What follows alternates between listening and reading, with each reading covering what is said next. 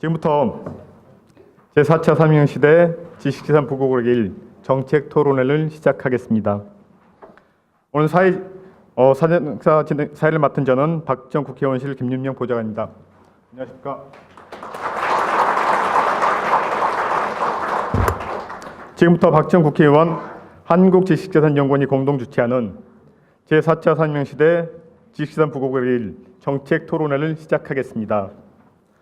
오늘 토론회는 제4차 삼형시대의 지식재산 거버넌스와 새로운 기술 환경에서 지식재산 제도에 대한 정책적 대안을 모색하기 위해 마련되었습니다.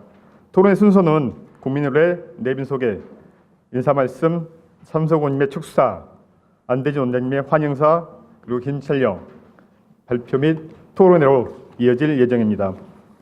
먼저 토론을 시작하기 앞서 국민의례가 있겠습니다. 모두 자리에서 일어나셔서 정면에 태극기를 향해 주시기 바랍니다. 국기에 대한 경례.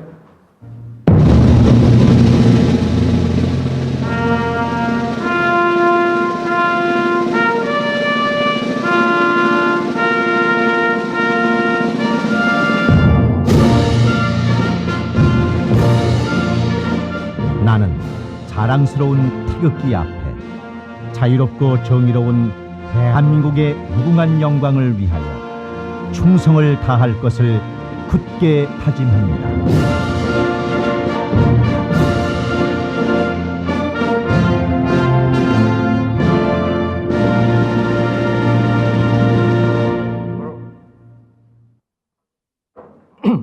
이하 국민회는 시간 관계상 생략하겠습니다. 이 점 양해 부탁드립니다.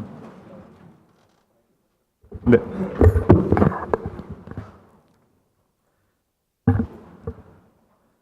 다음은 바쁜 노정할 시간에도 불구하고 토론에 참석해 주신 의원님을 소개해 드리겠습니다. 국민의당 손금주 의원님 모셨습니다. 네.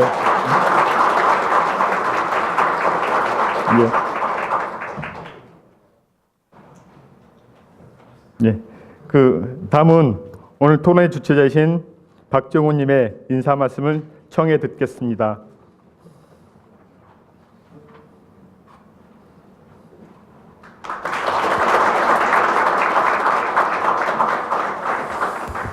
우리 존경하는 손금주 의원님도 대선 캠프에서 큰 역할을 하셔서 엄청 바쁘실 텐데 참석해 주셔서 감사합니다.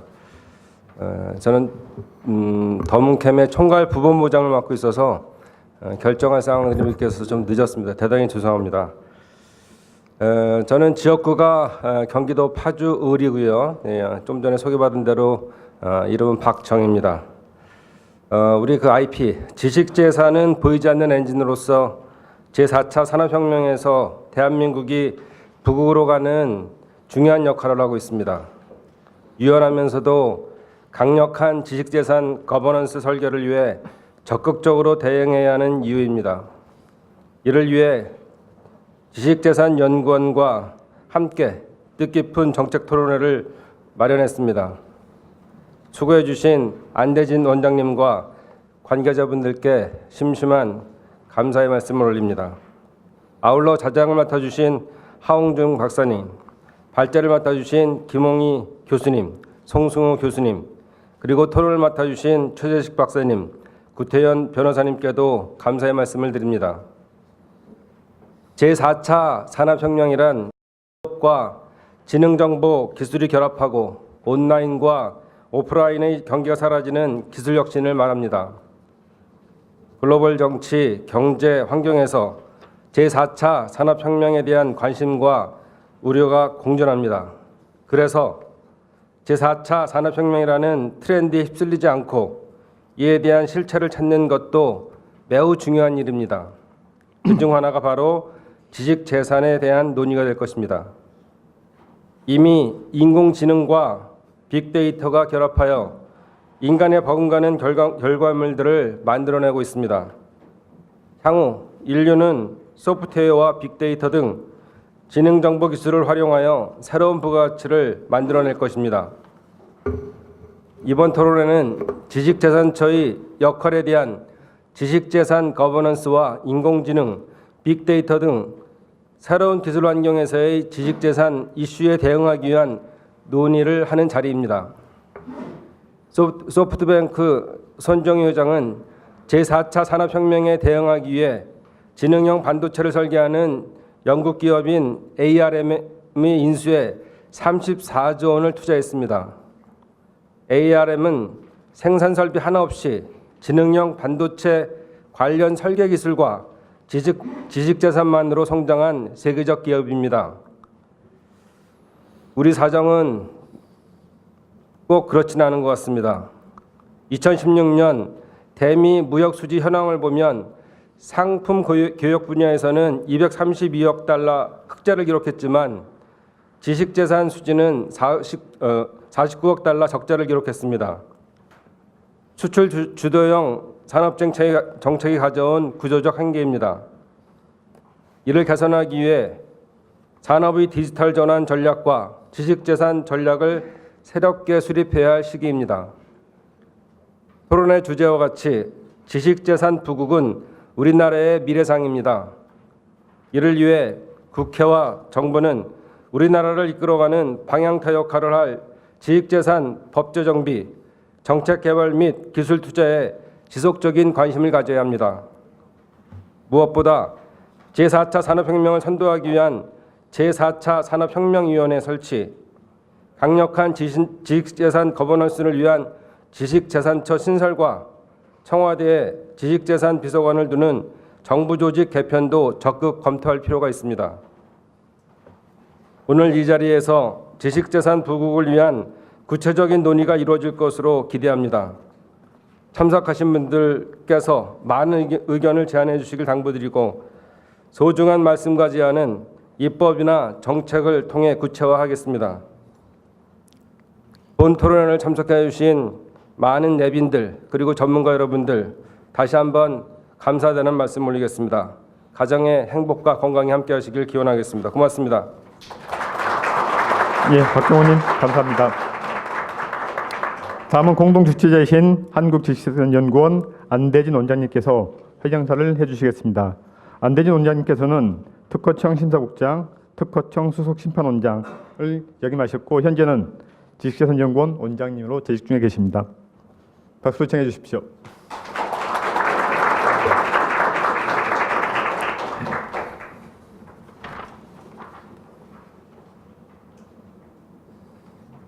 안녕하십니까. 한국지식재산연구원 원장 안대진입니다. 박정 국회의원실과 한국지식재산연구원이 주최하는 4차 산업혁명 시대 지식재산 부국으로의 길 포럼에 참석해 주신 내외 기빈과 참가자 여러분 모두 환영합니다. 이런 뜻깊은 자리를 함께해 주신 박정 의원님과 바쁘신 가운데서 자리를 빛내 주신 송금주 의원님, 그리고 축사를 보내주신 장병환 의원님, 원혜영 의원님, 도정환 의원님, 김혜영 의원님께 감사를 드립니다. 또한 금일 소중한 의견을 발제해 주실 동국대학교 김흥애 교수님, den국대학교 손승우 교수님과 정책 토론을 펼쳐주실 토론자 여러분들께도 진심으로 감사의 말씀을 드립니다. 오늘날 세계 각국은 4차 산업혁명 시대의 도래와 글로벌 경쟁의 가속화로 인해 거대한 변화에 따른 위기와 기회를 동시에 직면하고 있다고 할 수 있겠습니다. 세계의 경제 전문가들은 4차 산업혁명에서 승자가 된 4가지 조건 가운데 하나가 강하고 유연한 지식재산 제도라고 언급하였으며 4차 산업혁명의 핵심인 지식재산 경쟁에서 우위를 선점하기 위해서는 지식재산 정책의 수립과 운영에 범국가적인 역량을 집중해야 할 때라고 생각합니다. 오늘 우리는 이러한 변화에 대한 해법을 제시하기 위해 국가 지식재산 정책의 근간이 되는 지식재산 거버넌스에 대해 논의해 보고자 동포럼을 개최하였으며 지식재산 거버넌스 하에 논의되어야 할 차세대 지식재산 제도에 대해서도 방향성을 제시하고자 합니다. 이 한영사는 배포해드린 자료에 다 나와 있습니다. 제가 생각하는 이 포럼의 중요성을 제 생각을 잠깐 말씀을 드리면 농담으로 한번 이야기를 해보겠습니다. 제가 오늘 이 포럼에 참석하기 위해서 차를 타고 오는데 차가 많이 밀리더라고요. 많이 밀리는데 제가 생각해 이 포럼이 굉장히 중요하거든요. 그래갖고 기도를 드렸습니다. 하나님, 굉장히 중요한 포럼에 참석하기 위해서 가니까 길을 좀 터주십시오 하고 눈을 감고 길을 탁 들으니까 눈을 뜨자마자 길이 쫙 펼쳐지더라고요. 이게 웬일인가 하고 쫙 갔거든요. 거기 신이 저한테 주기 때문에 신의 길이라고 생각을 했는데 알고 보니까 갓길이었습니다. 저는 오늘 포럼에서 논의하게 될 주제를 통해 지식재산 중심의 국가발전 전략에서 강하고 유연한 지식재산 거버넌스의 필요성을 확인하고 차세대 지식재산 제도 마련을 위한 과제들을 발굴하여 4차 산업혁명 시대 지식재산 부국을 도약하기 위한 해법을 찾을 수 있기를 기대합니다. 마지막으로 이 자리에 참석해 주신 모든 참가자 여러분들과 오늘 포럼이 마련될 수 있도록 아낌없는 지원과 협조를 보내주신 관계자 여러분, 그리고 국회에서 본 행사를 개최할 수 있도록 뜻을 함께해 주신 박정 의원님께 다시 한번 깊은 감사를 드립니다. 감사합니다. 예, 안대진 원장님 감사합니다. 다음은 국회 산업통상자원위원회 국민당 간사이신 손금주 의원님의 축사를 청해 듣겠습니다.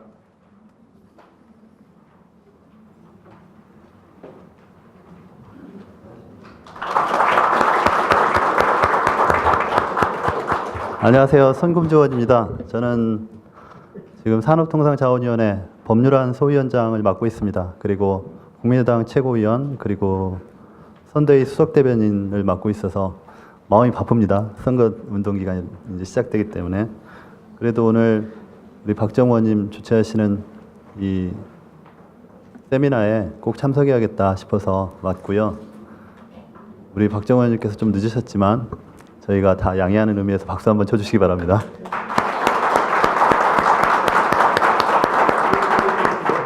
(4차) 산업혁명 우리 시대의 화두로 떠올랐습니다. 그리고 4차 산업혁명에 있어서 가장 중요한 것은 지식재산, 그리고 그 지식재산을 축적하고 그것을 운영할 수 있고 또 플랫폼 비즈니스로 발전시킬 수 있는 우리 사회의 역량이라고 생각합니다. 또 무엇보다 국민들이 변화하는 사회에 대해서 받아들일 수 있도록 우리 사회의 갈등을 조절할 수 있는 통합의 기구가 필요하다고 생각합니다. 그런 부분들에 대한 논의가 오늘 기술재산, 지적재산에 대한 보호 문제, 어느 만큼 보호해줘야 되느냐, 또 보호함으로써 지적재산의 발전에 어느 만큼 기여할 수 있느냐, 또 반대로 그러한 지적재산이 어느 정도 공개돼서 우리 사회가 그 기술들을 활용해서 새로운 비즈니스 모델을 만들어내고 또 미래로 가는 그런 미래로 가는 미래 사회에 활용을 할 수 있느냐, 이런 논의들이 함께 이루어졌으면 합니다. 저는 우리 박정 의원님과 함께 산업통상자원위원으로서 또 특허청이 앞으로 나아가야 할 길에 대해서 함께 고민하고 또 한국의 지적재산이 더욱 보호되면서도 충분히 활용돼서 지적재산에 있어서 세계 52위의 낮은 수준의 보호, 그러면서 지적재산에 있어서는 항상 적자국을 면치 못하는 대한민국의 현실을 돌파하고 우리가 세계 기술혁명 융합시대에는 주인이 되는 그런 대한민국을 만드는데 함께 나가겠습니다. 감사합니다. 예, 손금주님 감사합니다. 예, 그 내빈이 한 분 오셨는데요. 소병훈 의원님 자리에 함께 해주셨습니다.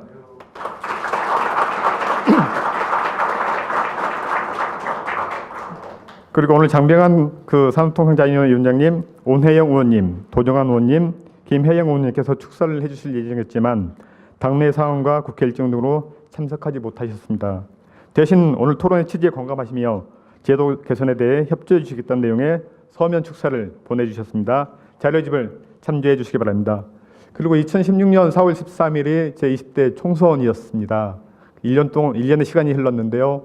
1년 동안 많은 애를 써주신 여러 의원님께 한번 축하, 감사 또 노래의 어떤 박수를 좀 해주시면 좋겠습니다. 의원님들.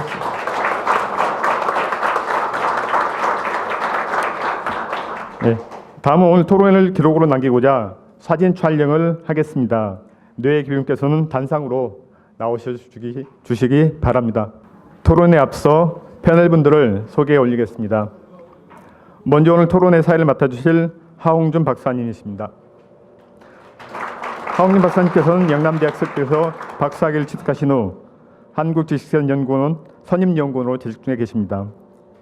첫 번째 발제인 강하고 유연한 지식재산 거버넌스에 대해 발표해 주실 한국정보학회장이신 김홍애 교수님이십니다.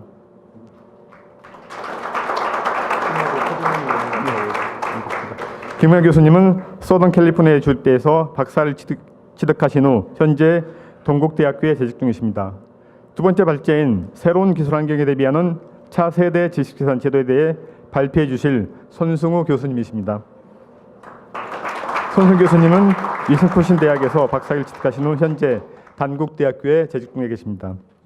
또 토론해 주실 최재식 박사님은 서울대에서 박사학위를 취득하신 후 현재 한국지식재산연구원에 재직 중이십니다. 예. 다음은 구태현 변호사님이십니다. 예. 구태현 변호사님은 서울지검 첨단범죄수사부 검사 김현장 변호사를 거쳐 현재 테크노 대표 변호사로 재직 중에 계십니다. 제가 실례를 범인데요. 소병현 의원님께서 축사 한 말씀 해주시겠습니다.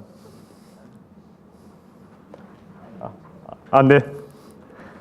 알겠습니다. 그럼 사전사회를 맡은 저는 이 자리를 좌장이신 하홍준 박사님께 넘기고 이 자리를 물러나도록 하겠습니다. 감사합니다.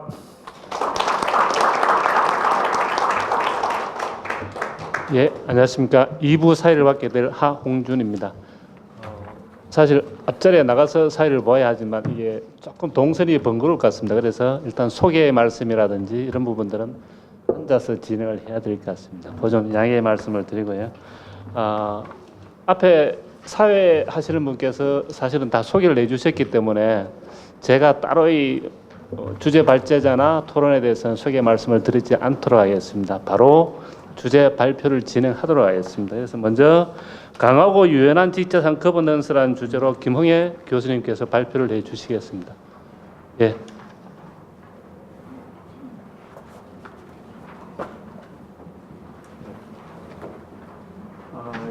이걸 사용해야 되겠죠? 마이크. 예, 교수님께 박수 한번 부탁드리겠습니다.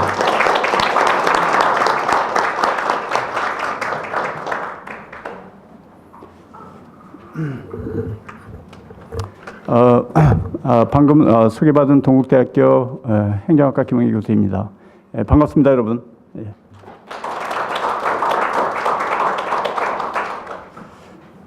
오늘 제가 발표할 주제는 앞에 보시다시피 강하고 유연한 지식재산 가버넌스. 주제가 굉장히 멋지게 설정이 된 것 같습니다. 굉장히 가버넌스 체제를 구축한다는 것이 굉장히 도전적인 일이죠. 그래서 특히나 우리가 강한 것을 원해요. 근데 또 한편으로는 유연한 조직을 원합니다. 그래서 상당히 역설적이고 모순적인데 근데 우리가 원하는 가버넌스 구조는 저렇습니다. 그렇기 때문에 이 가버넌스 구조를 우리가 원하는 가버넌스 구조를 만들어 간다는 것이 얼마나 어려운 일인지 그래서 그렇기 때문에 아마 오늘 이 자리가 아마 의미가 있는 게 아닌가 생각합니다. 그래서 저는 오늘 발표 내용이 지금 우리 중앙정부에서 지식재산 정책에 관한 가버넌스 구조, 다른 말로 컨트롤 타워 구축을 지향하며 해서 뭔가 제목에 보면 컨트롤 타워가 구축이 좀 잘 안 돼 있다라는 그런 내용을 담고 있는 것 같습니다.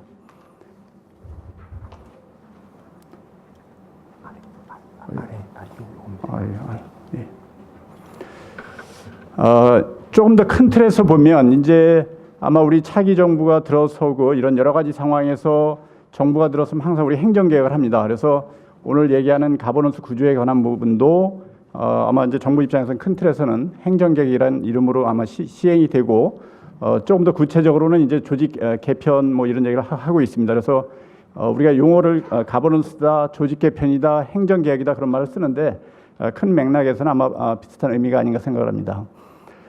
이 행정개혁에 대해서 굉장히 세계적으로 권위가 있는 제랄드 케이드라는 교수가 굉장히 아주 쉬운 표현으로다가 얘기를 하고 있습니다. 그래서 행정개혁이란 저항에 대한 행정변혁의 인위적 유인책이다. 그래서 이제 앞으로 이 논의가 담론이 시작되고 그동안 한 10여 년 동안 논의가 됐다고 하지만 이게 이렇게 단순한 구조를 바꾼다는 게 그렇게 아주 쉬운 변화가 아닙니다. 그래서 여러 가지 현상 유지를 하려고 하는 그런 저항감이 크기 때문에 행정개혁은 항상 이 저항을 어떻게 극복할 건가, 저항하는 힘보다 그것을 저항을 밀어붙이고 바꾸려고 하는 힘이 셀 때만 이게 가능합니다. 그래서 아마 오늘 세미나에서도 우리 박정우 의원님을 비롯해서 많은 의원님들이 참석하는 것은 아마 결코 힘이 있는 국회에서 많이 아마 지지를 해줘야 되는 게 아닌가 생각을 합니다. 다음과 같은 목차로 그래서 이런 구조개혁, 정부개혁을 하기 전에 이런 개혁의 논리, 죄송합니다. 개혁의 논리가 뭔가, 그죠? 그 다음에 이제 최근에 이제 학문적으로 논의가 되는 재구조화라는, 그죠? 구조를 다시 바꾼다는 얘기겠죠. 이거에 대한 논리가 뭐가 있는가? 우리가 보통 이 서론 부분을 얘기 안 하고 나면 왜 이런 일들이 일어나는가에 대해서 논리성이 부족하기 때문에 한번 살펴보겠습니다. 그리고 이제 전통적으로 우리가 지금 특허청만 가지고 있는 어떤 가버넌스 구조의 문제가 아니고 항상 우리가 가지고 있는 관료 체제는, 전통적 관료 체제는 굉장히 우리가 기계적인 구조를 가지고 있기 때문에 이거가 가진 문제점에 대해서 한번 지적을 해보고요. 그리고 우리 이제 오늘 본격적으로 논의하고자 하는 지식 재산에 관한 가버넌스 체제의 여러 가지 한계, 이거에 대한 구조 개편에 대한 이 부분이 아마 핵심적인 게 되겠죠. 그리고 나서의 이 새로운 구조 개편으로 대안으로 만들어진 지식 재산체의 주요 기능, 그리고 이러한 것이 어떤 효과를 가지고 있는가. 그리고 나서도 이제 어떤 이게 개혁이라는 게 쉽지 않기 때문에 어떤 우리가 도전과 과제를 가지고 있는가, 한번 이런 목차로 한번 진행해 보겠습니다. 지금 이제 4차 혁명 자체가 어떤 환경의 변화를 많이 얘기하고 있는데, 그래서 보통 구조개혁을 한다는 것은 환경이 안정적이고 환경의 변화가 없으면 우리가 구조개혁을 논할 필요가 없습니다. 그래서 항상 우리가 뭔가 변화를 원한다는 것은 그 여러 가지 그 구조를 바꾸고자 하는 여러 가지 동력들이 있기 때문에 그렇습니다. 그래서 구조개혁의 논리를 5가지를 여기서 얘기하고 있습니다. 보통 환경 변화 때문에 내부 구조를 바꿔야 된다. 두 번째는 우리 4차 혁명처럼 기술 변화가 있을 때 그에 맞추기 위해서 내부의 가버넌스 체제를 바꿔야 된다. 또 하나는 우리가 스스로 주도권을 가지고 환경 변화나 기술 변화는 우리가 통제하지 못하는 요소들이 있습니다. 그렇지만 전략적 선택은 그런 외부적인 변화가 없어도 우리가 스스로 어떤 선택을 해서 하는 변화를 이제 전략적 선택이라고 그러고요. 또 어느 경우는 그냥 아무 생각 없이 남이 하는 걸 따라하기도 합니다. 그리고 마지막으로 이제 정치적 상징성, 어떤 정치적인 목적을 가지고 보통 개혁들을 합니다. 그래서 이제 외부의 환경 변화를 얘기하는데, 우리 환경이라는 것이 우리가 원하든 원하지 않던 환경은 대부분 이러한 속성을 가지고 있습니다. 불확실성, 역동성, 복잡성, 격변성. 우리 개인들도 불확실성을 싫어합니다. 그죠? 우리는 뭔가 우리 인생의 미래가 확실하고 뭔가 정해진 걸 원해요. 그런데 우리 정부 구조도, 우리 조직들도 외부의 불확실한 요소가 있으면 굉장히 싫어합니다. 그래서 우리가 환경 변화, 이런 환경의 여러 가지 이런 역동적인 측면, 불확실 측면을 다루기 위해서 아마 우리가 조직 개편을 해야 되는데, 그런데 우리가 처한 환경이라는 것은 지금 여러 가지 전통 산업체와는 다른, 그죠? 예측이 어려운 여러 가지 패러다임의 등장 가능성, 불확실성들이 있다는 거죠. 그리고 지금 승자 독식 논리가 지배하는 국가 간 치열한 경쟁, 그리고 지식 재산 시장 자체가 굉장히 커가고 있다는 거, 그죠? 그리고 국제적으로 여러 가지 보호무역주의 정책에 따라서 우리가 국내적으로 대처해야 되는 부분들, 그죠? 그 외에도 여러 가지 국제적으로 지식 재산에 관한 여러 가지 분쟁 요소, 이런 것들이 있습니다. 또한 개발도상국에 가해지는, 그죠? 선진국으로부터 가해지는 여러 가지 압박들, 이런 것들이 굉장히 환경의 불확실성을 가해주고 있고요. 그에도 이제 여러 가지 지식 재산 논리와는 좀 다른, 그죠? 오픈 이노베이션, 오픈 사이언스, 이 분야에서의 어떤 그런 논리라든가 이런 것들도 우리가 아마 대처를 해야 되는 부분이 있습니다.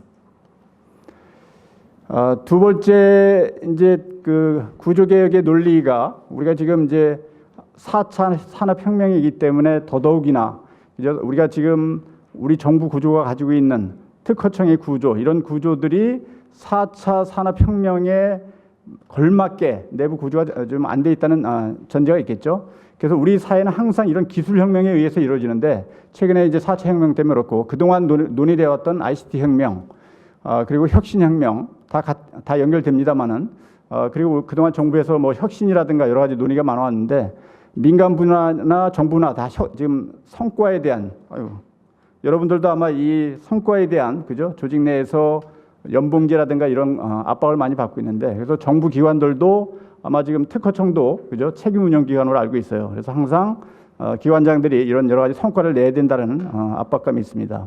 그래서 이러한 것들도 역시 어떤 가버넌스 구조를 바꿔가려고 하는 그런 논리가 되고 있습니다. 그리고 이제 우리가 융복합 얘기는 많이 들어왔고요. 그죠? 여러 가지 이런 기술적인 변화, 그리고 우리가 항상 데이터에 기초한 구조 개혁, 이러한 논리를 얘기하고 있습니다. 이 부분이 이제 보통은 우리가 정부의 구조를 바꿔나갈 때 채택하는 우리가 자율성을 가진 어떤 선택 대안이 됩니다. 그래서 우리는 혁신을 원하죠. 비용 절감을 원하죠. 그리고 슬리밍하고 때로는, 그죠? 조직을 잘라내는, 그죠? 좀 험악한 얘기지만 도끼로 찍는다는 얘기가 되는데, 그런 논리도 있고요. 그다음에 조직 자체에서 자기네 영역 예산이라든가 부처 크기, 인력 확장, 뭐 이런 목적도 있고요. 또한 이 부분은 많이 우리가 담론에서 놓치고 있는 부분인데, 사실은 조직의 자율성을 확보하기 위해서도, 그래서 특허청은 상대적으로 아마 나름대로 자율성이 있는 조직으로 알고 있지만, 대한민국의 많은 정부 조직들이 그렇지 못한 걸로 알고 있습니다.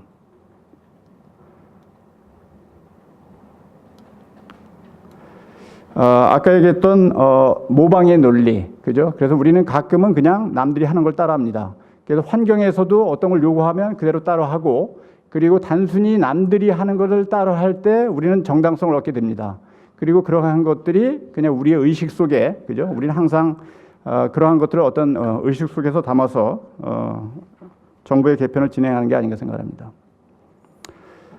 실제로 이제 우리나라 정부 개편은 사실 이 마지막에 이 정치적 상징성에 많이 의존하고 있습니다. 그래서 새 정부가 들어오면 항상 관료 때리기, 그죠? 그래서 뭔가 모든 책임을 관료들한테 돌리면서 관료제를 개편하고 가버넌스를 개편해야만 뭐 대통령이 잘하고 있는 걸로 생각을 하고, 또 새로운 분위기 조성, 그리고 성과가 있든 없든 뭔가 한다는 것을 보여주는 거, 또한 구조 개편을 하면서 권력 개편의 일원으로 정치가들이 보통 하는 그런 개혁의 논리가 되겠습니다. 그다음에 이제 학문적으로 보면 재구조화의 논리가 제가 크게 경영학, 경제학, 행정학적인 논리를 잠시 소개할 텐데요. 아마 여러분들이 경영학하고 경제학 논리를 많이 들어봤을 텐데, 저 같은 경우는 행정학을 전공하니까 같이 살펴보도록 하겠습니다. 여러분들도 이미 아마 많이 들어본 얘기겠죠. 우리가 아무래도 환경 변화가 역동적이고 불확실성이 많기 때문에 우리가 전통적으로 가지고 있던 관료제, 기계적 조직으로는 대처할 수 없기 때문에 우리는 조직이 굉장히 외부 변화에 잘 대처할 수 있게 유연한 조직, 유기적인 조직을 원합니다. 요새는 이제 우리가 융복한 얘기하지만 조직의 경계선이라는 게 의미가 없는 걸 알고 있는데, 그죠? 근데 우리 조직은 그렇지 않죠. 분과나 민간 기업에서 하고 있는 사업부서 조직, 우리 지금 특허청도 이제 책임운영기관이니까 아마 이런 사업부서 조직 개념이 아마 있을 것 같습니다. 그리고 이제 홀로그래픽 구조라는 것은 아마 오늘 토론에도 그런 얘기가 나올 텐데, 이게 무조건 통합하는 게 좋은가? 그죠? 그래서 사실은 조직은 어떤 부분은 통합해야 되고 어떤 부분은 또 분권해야 되는 부분이 있습니다. 그래서 이제 철학적으로 얘기는 우리 조직이라는 것이 부분이 전체를 담고 있고 전체가 부분을 담고 있기 때문에, 사실 우리가 가끔은 중앙집권화, 분권화라는 이분법적인 논리를 하지만 실제로는 조직은 양면성을 다 가져야 되는 구조. 그래야만 아마 그게 유기적이고 홀로그래픽한 구조가 아닌가 생각합니다. 그리고 이제 지금 아마 오늘 논의되는 얘기도 여러 가지 지적재산에 관한, 지식재산에 관한 기능들을 통합하고 수유자 입장에서 한 부서만 찾아가면 되는, 그래서 원스톱 서비스 논리가 있는데, 그동안 경영학 쪽에서는 계속 리엔지니어링 이런 논리로 전개가 되어 왔습니다. 여러분 네트워크 조직 그리고 조직 간 관계 뭐 이런 얘기를 아마 많이 들어봤을 겁니다. 그다음에 이제 정부 조직 재구조화에서 경제학의 논리가 굉장히 지배적이죠. 우리가 자본주의 살고 있기 때문에 저같이 이제 행정학 하는 사람들은 경제학은 굉장히 제국 학문이라 해요. 왜냐하면 사회과학에서 경제학의 논리가 지배적이고 그 사람들이 차지하는 권력이 굉장히 대단하기 때문에, 그래서 우리 사회도 알게 모르게 경제학자들의 논리가 사회 구석구석에 다 스며들고 있습니다. 여러분들 이미 공직에서도 경쟁 논리, 그죠? 시장화 논리, 민영화 논리, 그리고 웬만한 대부분 많은 업무를 애주화시키는 거, 그죠? 그리고 경제학자들은 항상 룰을 바꿔야 된다. 룰을 바꿔서 경쟁성을 향상시키고, 경제학자들은 법조차도 법을 바꾸는으로써 경쟁성이나 효율성이 어떻게 증가하는가, 오로지 모든 것을 규칙을 바꿔야 된다라는 논리를 전개하고 있습니다. 같은 논리로, 그죠? 그래야 탈규제를 해야 정부의 경쟁력이 높아진다. 그리고 도덕적 담론이 아니라 구체적인 유인책을 줘야 된다. 항상 가격 체제를 이용해야 된다. 그래서 여러분들 아마 경제학자들이 얘기하는 여러 가지 재구조화의 논리. 그래서 많은 부분 우리 사회가 이렇게 그동안 가왔죠. 행정학의 논리는 의외로 대한민국에서는 그렇게 이 논리가 많이 통용되고 있지는 못합니다. 그런데 우리 전통적으로 행정학자들은 조정이라는, 오늘도 이제 정부의 각 부처의 업무를 어떻게 조정할까에 관한, 그래서 마치 이거는 굉장히 도전적인 일이라는 거죠. 그래서 우리가 경영학자들이라든가 경제학자들은 구조화의 논리를 굉장히 단순화시켜서 굉장히 쉬운 것처럼 얘기하지만, 이 조정한다는 게 얼마나 어려운 건지, 그래서 마치 이것은 연금술사의 도를 찾는 것과 같다. 그래서 어떻게 보면 굉장히, 그죠? 그냥 쇠붙이를 금으로 바꿀 수 있는 그것만큼 어려운 일이다라고 그런 비유법을 써서 연금술사의 돌이라는 표현을 합니다.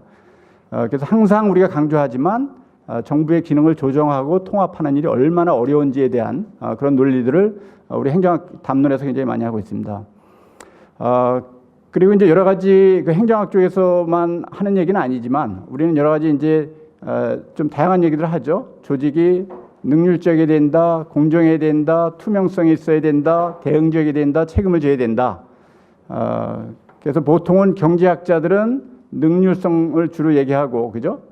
경영학자들은 트랜스포트를 얘기하지만, 우리 행정학은 형평성, 그죠?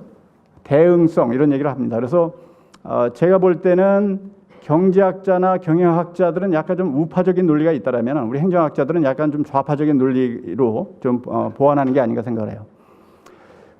그리고 이제 경제학자와 경영학자들이 담론을 주도하면서 우리 대한민국의 정부, 우리나라만 그런 게 아니라 공동정부화돼 있다. 공동화되어 있다는 것은 정부가 뭔가 뻥 뚫려 있다는 얘기예요. 정부의 기능을 다 민간기업으로 넘기면서 정부가 하는 일이 별로 없다. 그죠? 아니면 정부가 할 일이 별로 없다. 그런 논리죠. 그래서 그런 우리 현상을 좀 얘기하고 있는 거고요. 서비스 통합은 우리 행정학이나 이제 복지학 쪽에서 항상, 그죠? 서비스 통합을 해야 된다는 논리는 오랜 동안 돼 왔고요. 최근에 이제 협치, 그죠? 당연히 정부의 구조가 파편화돼 있고 분절돼 있고 나눠져 있기 때문에 항상 이 조직 간의 협력을 어떻게 할 건가. 그래서 오늘 담론에 아마 굉장히 중요한 얘기들이 아닌가 생각을 해요. 그래서 이제 일본에서는 이제 협치라는 말로 번역을 해서 얘기를 하고 있습니다. 그 다음부터는 이제 여러분들이 많이 들어보지 못한 그런 논리가 될 텐데, 최근에 아마 우리나라 국정사태에서도 아마 논의가 되겠죠. 각 정부기관들이 가지고 있는 과연 자기네의 정직성이 있는가, 그죠? 상당히 윤리적인 측면을 얘기하죠. 그리고 우리 정부기관들이 정말 자율성이 있는가. 그래서 사실은 올해 정부 조직 개편의 논리가 얼마나 정부기관 각각의 기관들이 정직성을 유지할 건가. 그리고 상부기관에 그냥 목매고, 그죠? 모르겠습니다. 뭐 비선실세 말에 그냥 좌지우지하는 조직이 아니라 정말 자율성을 가지고 있을 수 있는 조직이 될 수 있는가. 이런 논리가 좀 앞으로 많이 우리 대한민국의 가버넌스 구조 개편에서 좀 논의가 돼야 되는 게 아닌가. 최근에 이제 헌정 얘기, 국정 얘기 하니까 최근에 좀 이런 헌법에 대해서 저 국민들한테도 논의가 되고 있습니다만은, 전통적으로 우리 행정학에서는 정부의 관료들의 역할은 헌법에 보장되어 있는 헌법적 가치 수호가 가장 중요한 역할이다. 그래서 우리가 정부 개편할 때도 이런 담론이 앞으로 굉장히 논의가 돼야 되지 않는가. 경제학자들이나 경영학자들은 이런 얘기 잘 안 하죠. 도덕적 조직, 윤리적 조직. 그죠? 앞으로 우리가 정말 각 조직들이 정직성과 자율성을 가지고 얼마나 도덕적인 조직이 될 건가, 얼마나 사명감을 가지고 있는 조직으로 만들어 나가는가, 이 부분은 굉장히 우리가 간과하고 있는 측면들이 아닌가 생각합니다. 우리가 관료제에 대해서는 편견을 가질 만큼 너무 부정적인 얘기들을 그동안 많이 해왔어요. 하다못해 사회학자들을 포함해가지고, 그래서 이제 관료제 때리기, 관료 때리기에 많이 이용되는 담론들이죠. 그래서 정부의 관료 조직이라는 것이 기계적이다, 그죠? 규정들이 과도하다, 경직돼 있다, 불친절하다, 그죠? 어떤 학자는 그런 얘기까지 영혼도 없고 생각도 없다. 그래서 그게 관료들이 그렇다는 게 아니고 관료 조직이라는 것이 누구나 그 관료 조직에 들어가면 그 조직이 약간 저런 성향이 있다는 거지 공무원 개개인이 저렇다는 얘기는 아닙니다. 자기 추이, 제국 형성, 부패, 이입집단의 포획, 여러분들이 이미 많이 들어봤어요. 무사한 일, 복지부동, 그죠? 그리고 이제 업무와 조직의 파편화, 아마 이 부분 때문에 우리가 많이 지금 오늘, 그죠? 정부의 그 특허청이 어떠한 가버넌스 구조로 가야 되는가에 대해서 아마 많은 논리들이 아마 우리가 가지고 있는 지금 지식재산에 관한 가버넌스 구조가 상당히 파편화되어 있다. 그렇기 때문에 해야 된다는 논리로 사용되고 있습니다. 지금까지는 이제 일반론적인 어떤 조직 개편에 대한 논리를 살펴봤고요. 그러면 이제 우리 대한민국의 지식재산을 관리하고 있는 특허청을 중심으로 해서 가버넌스 구조가 어떻게 되어 있는가. 그래서 첫 번째 아까 나온 얘기와 비슷하게, 그죠? 지식재산 관련 정책 추진에 대한 부처 간 장벽이 존재한다. 그래서 뭐 우리나라 부처 이기주의부터 해서 근데 사실은 뭐 꼭 부처 이기주의가 아니라 이 관료제 조직이라는 것이 사회가 복잡하기 때문에 인간이 어떤 이 복잡한 구조를 관리할 때는 어느 부분은 관료제적으로 어느 조직은 파편화해서 할 수밖에 없는 부분들이 있죠. 그래, 제가 아마 좀 시간을 빨리 좀 관리해야 될 것 같네요. 좀 일부는 건너뛰어야겠네요. 그죠? 그래서 지금 우리 산업재산권은 특허청에서 하고 있고 저작권은 아마 문체부에서 하고 있고 그래서 각 부처별로 구분돼서 담당하고 있고 어떤 기능들은 중복이 돼 있다. 그런 얘기하고 있습니다. 그리고 특허청이 산업자원부의 H청으로 돼 있기 때문에 그죠? 정부의 전반적인 지식재산에 대한 종합적인 정책 수립을 할 수 있는 권한들이 없다. 그리고 융합시대를 넘어가는 유연한 정책 수립에 어려움을 겪고 있다. 그런 얘기들 하고 있습니다. 그래서 지금 우리의 가버넌스 구조가 이렇게 파편화되어 있다는 거, 그죠? 그래서 지식재산 관리가 한 부처에서 하고 있지 못하다는 얘기겠죠. 그다음에 이제 그동안 국가지식재산위원회가 있었는데 그동안 제대로 역할을 못 하고 있다, 그죠? 그래서 여러 가지 지금 조직의 여러 가지 그 불안정성, 그죠? 어떤 조직의 어떤 연속성 이런 것들이 굉장히 약하다는 얘기를 하고 있습니다. 그리고 대통령실에 있는 지식재산 담당자들이 전문가가 아닌 사람들이 있다, 뭐 이런 얘기들, 그죠? 그래서 이러한 여러 가지 지금 가버넌스 구조에 대한 대안으로 여러 가지 대안이 나올 수 있습니다만은 제가 생각해 본 것은 지금 산업통상부의 A청이 아니라 국무총리실 소속기관으로 해서 상당히 정책 조정력이 있는 지식재산처를 설치하는 게 어떤가. 그래서 파편화된 업무를 상호기관으로 통합한다, 그죠? 그래서 지금 이미 선진국에서는 많이 이렇게 집중형 통합형 체제로 나가고 있다는 얘기입니다. 그래서 각 부처에 있던 업무를 지식재산처로 모은다는 얘기겠죠. 두 번째 핵심적인 내용이 대통령실의 지식재산 비서관제를 신설한다. 그래서 이 부분은 이제 미국 같은 경우가 지금 전형적으로 그렇게 하고 있는데, 그래서 지식재산 집행조정관이라는 역할이 있습니다.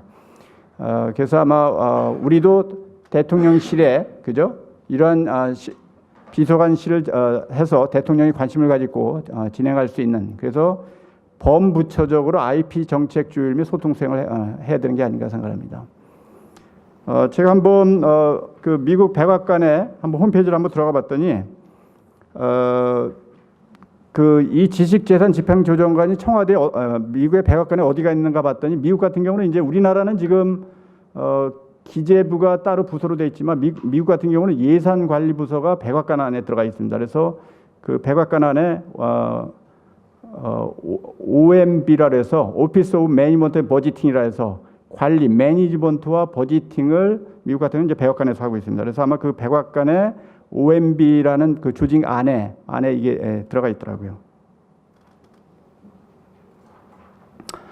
그래서 그림으로 그려보면 이런 식으로 되어 있습니다. 그래서 총리실로 그죠, 지식재산 국민안전처 식약처와 같이 지식재산처로 올라가고, 그리고 청와대 소속의 지식재산비서관제, 그리고 또 국가지식재산위원회, 이런 구조를 하는 게 어떤가 생각합니다. 그래서 이렇게 조직 개편이 이루어지고 나면 이제 우리가 원했던 어떤 업무 여러 가지 통합 관정이 이루어지겠죠. 그래서 여러 가지 지식재산 다양한 권리에 대한 그리고 산업 심사 심판에 관한 일, 그리고 여러 가지 관리에 관한 일, 이런 것들을 통합해서 관장한다고 할 수 있겠습니다. 시간 관계상 조금 큰 제목만 얘기할게요. 그래서 범부처 지식재산 전략방향수리 국정 어젠다화. 그래서 아마 좀 청와대 수준에서 어젠다화 하는데 아무래도 지금 이런 새로운 대안이 아마 좀 더 도움이 되지 않을까 생각을 합니다. 그래서 예를 들면 그래서 국무총리를 통해서 바로 국무회의에 의안을 제출할 수 있는 이런 권한으로 얘기하고 있습니다. 그리고 이제 아까 우리 제목에서도 얘기했듯이 컨트롤 타워로서의 어떤 정책 총괄 조정을 할 수 있다, 그죠? 그래서 정책 간 조정 효율화, 유기적 연계 강화, 그죠? 정책 간 조율, 다 같은 논리겠죠? 계속해서 같은 얘기입니다, 그죠? 여러 가지 이런 분야에 대해서 정책 총괄 조정을 한다, 조정한다. 제가 그런데 조정이 쉽지는 않다 그랬죠. 그렇지만 이 우리가 추구해야 되는 길이 아닌가 생각합니다. 당연히 우리가 저런 구조 개편을 하고 나면 효과들이 있겠죠. 그래서 보다 효율적이고 신축적이고 대응적이고 효과적인 지식재산 관리 체제를 구축하겠다, 그죠? 그래서 수요자 중심의 원스톱 서비스를 제공하겠다. 지식재산 대협력 창구를 일원화하겠다.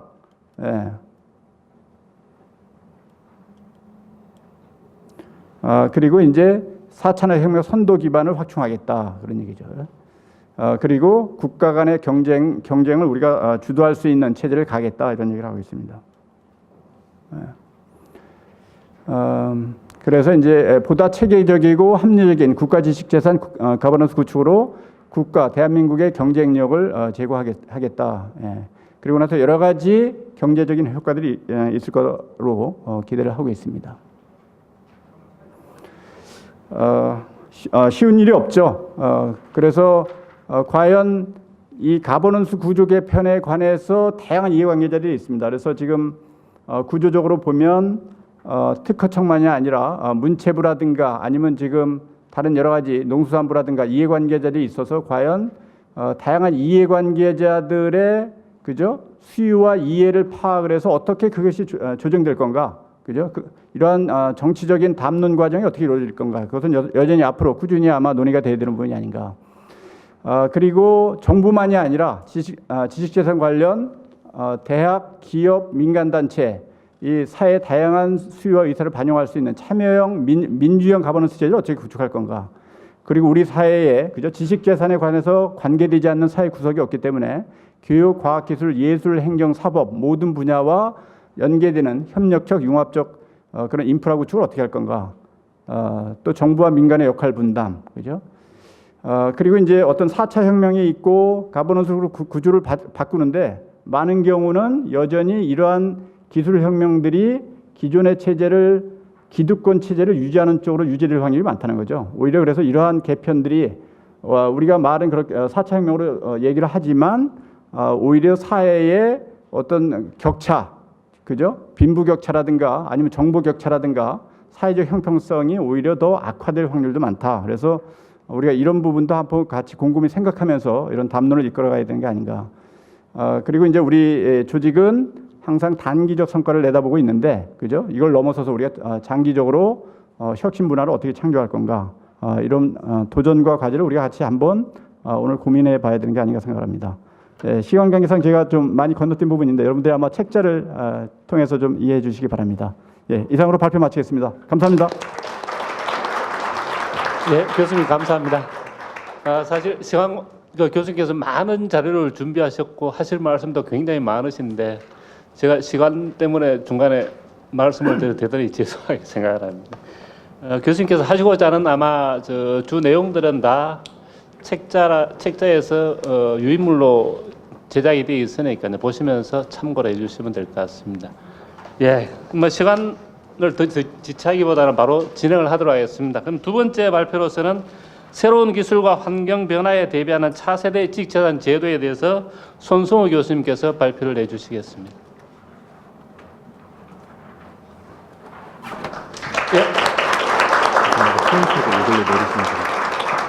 네, 반갑습니다. 당국대 손승호입니다.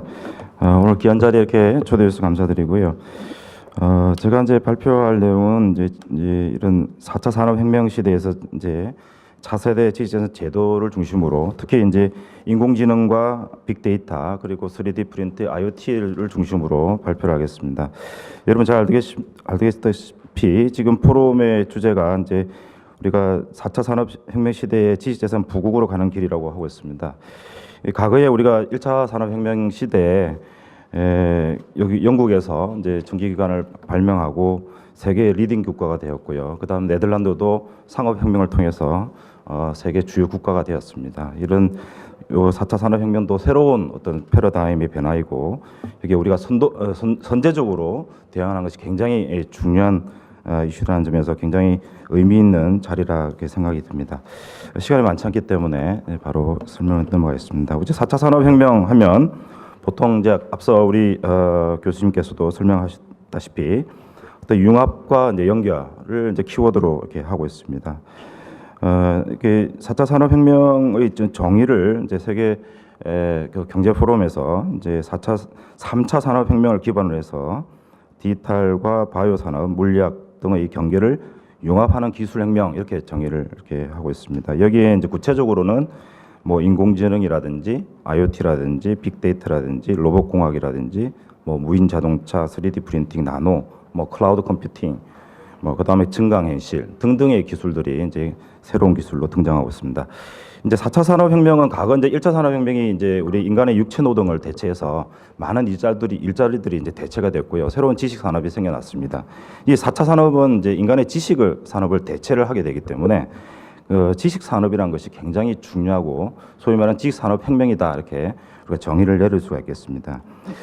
그래서 이제 사실은 우리가 새로운 어떤 도전에 직면하고 있습니다만 또 이것을 잘 준비를 하게 되면 새로운 어떤 부국으로 갈 수 있는 기회다라고도 말씀을 드릴 수 있겠습니다.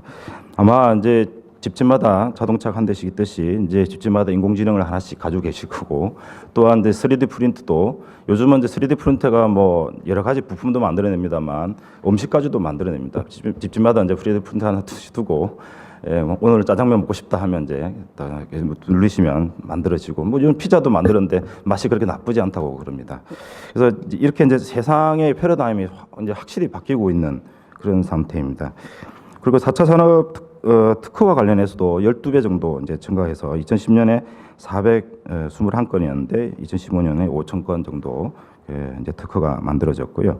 그래서 이런 어떤 융합의 시대에는 창작의 어떤 다양성, 그 다음에 아마 대량 생산이 가능해지는 세상이 될 것입니다. 근데 세상의 패러다임이 바뀌고 어떤 부의 분배라는 새로운 이제 과제가 생겨날 것 같습니다. 그리고 제가 이제 뒤에서 이제 설명을 드리겠습니다만, 어떤 독점화의 우려도 굉장히 있기 때문에 여러 가지 우려와 또 기대가 함께 섞여 있는 그런 상황에 있다 이렇게 보시면 되겠습니다. 우선은 우리나라의 현실을 좀 살펴보면 GDP 대비 우리 1인당 그 R&D 투자는 OECD 국가 중에 최상급에 있습니다. 최고의 수준에 있고요. 특허는 이제 우리가 보통 빅 5라는데 우리가 빅 4에 있습니다. 그러니까 어떤 지식이나 기술이나 이런 분야에서 우리 지식산업 분야에서는 우리가 세계를 좀 선도할 수 있는 지위에 놓여 있습니다. 그러나 앞서 우리 교수님 발표하신 바와 같이 이제 이게 무역 수지로 들어가 보면 우리 굉장히 19년간 약 기술 무역에서는 굉장히 많이 증가했습니다만 무역 규모 자체는 증가했습니다만 약 6조 원 정도의 적자를 매년 이렇게 보고 있다 보시면 되겠습니다. 그다음에 지식산업, 지식재산 분야에 있어서도 역시 1조 9천억 정도의 적자를 이렇게 보고 있습니다. 물론 이제 이 컨텐츠 분야는 이제 흑자를 좀 보고 있는 그런 상태입니다. 그다음에 AI 분야의 특허 등록도 보면 미국이 한 53%를 차지하고 있고요. 일본이 26%입니다. 그래서 이제 AI 분야를 이제 주도하는 국가는 이제 미국과 일본이다 이렇게 말씀드릴 수 있고, 다만 우리나라 같은 경우는 3%, 그러니까 우리가 이제 빅4에 있는데 불구하고 AI 분야는 여기 4%의 수준에 3% 수준으로서 굉장히 좀 부끄러운 수준에 머물고 있습니다. 여기에 보시면 여러분 한번 기사를 보셨을 텐데요. 타임즈가 세계 50개 이제 발명품을 2010년도에 했는데 그게 우리의 제품이 하나 있습니다. 이게 이제 영어 교사 인키인데요.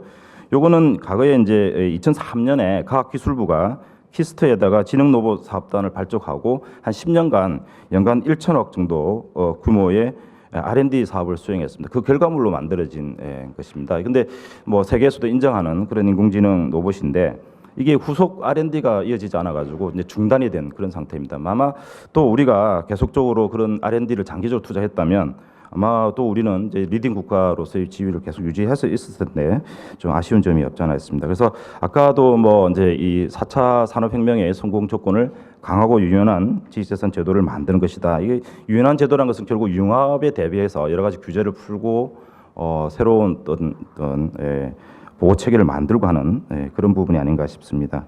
그리고 우리가 IT 강국이라고 불립니다. 저도 이제 뭐 작년 재작년 때 아프리카 국가에 가서 전자정부 수출 이제 그런 사업도 해봤습니다만 우리나라가 전 세계에서 IT 지수로서는 이제 전자정부 지수는 1위입니다. 물론 이제 작년에 이제 3위로 떨어졌습니다만 그 이제 IT 강국이라 불리기 때문에 이제 이 아프리카 국가도 한국의 이제 전자정부를 이제 수입해 오고 있는데. 부끄럽게도 IT나 우리 이런 이제 4차 산업혁명에 있어서 가장 중요한 게 이 소프트웨어거든요. 이 소프트웨어는 우리가 여전히 세계 100대 기업 안에 우리나라 기업이 없습니다. 그러니까 이런 것은 정말 핵심을 우리가 짚지 못하는 이제 그런 상태에 있습니다. 그래서 굉장히 지금 우리가 좀 잘 준비를 해야 될 그런 상황이고요. 특히 이런 교육 분야에 있어서는 결국은 이제 근간은 사람이고 우리가 교육을 잘 이제 시켜야 되는 것인데. 결국 우리가 사실은 이제 우리가 특허청이나 이런 이제 노력을 해서 우리 초중등 이제 교과 과정의 정규 과정으로 이제 지식재산 과목이 이제 신설이 되었습니다.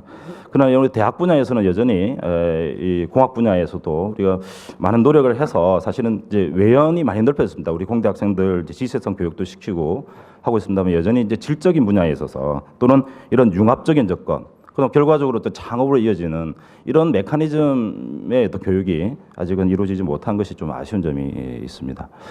자, 인공지능을 말씀을 드리면 이제 인간의 지성을 가진 인공적인 어떤 존재 이렇게 하고 56년에 이게 존 맥카시라는 분이 처음으로 이제 AI라는 단어를 썼습니다. 이제 인공지능은 기존의 어떤 기계와 다른 점이 스스로 학습을 합니다. 그 왜 그러냐면 이 딥러닝 기술이 최근에 갑작스럽게 이제 발전을 하면서 소위 말하는 이제 인간이 두뇌의 많은 데이터 속에서 어떤 패턴을 찾아가는 그런 학습 방법을 그대로 이제 적용했기 때문입니다. 그래서 예를 들면 이제 뭐 우리 알파고 같은 경우에 우리 굉장히 충격을 줬었는데요. 알파고 같은 경우는 기존에 이제 소위 말하는 하수들이 뜨는 그런 수들을 다 데이터인 거죠. 스스로 판단을 해서 신의 한 수를 떠가지고 이제 뭐 이세돌을 이긴 그런 케이스입니다. 그러니까 이 이제 기존의 방식과는 그러니까 결과물을 우리가 알 수가 없습니다. 어떤 결과물이 나올지 정확하게 기존의 소프트웨어 방식과는 좀 다른 방식이다 이렇게 보실 수 있습니다. 그래서 인공지능 크게 이제 두 가지로 이렇게 분류를 하는데 이제 약한 인공지능, 이제 현재 알파고나 그다음에 뭐 IBM의 왓슨이라든지 왓슨 같은 경우는 뭐 여러분 잘 아시면 뭐 퀴즈대회 나와서 우승도 하고 최근에는 그 기술을 적용해서 이제 암 진단 AI를 쓰고 있는데 인간보다 굉장히 정확도가 높다고 합니다.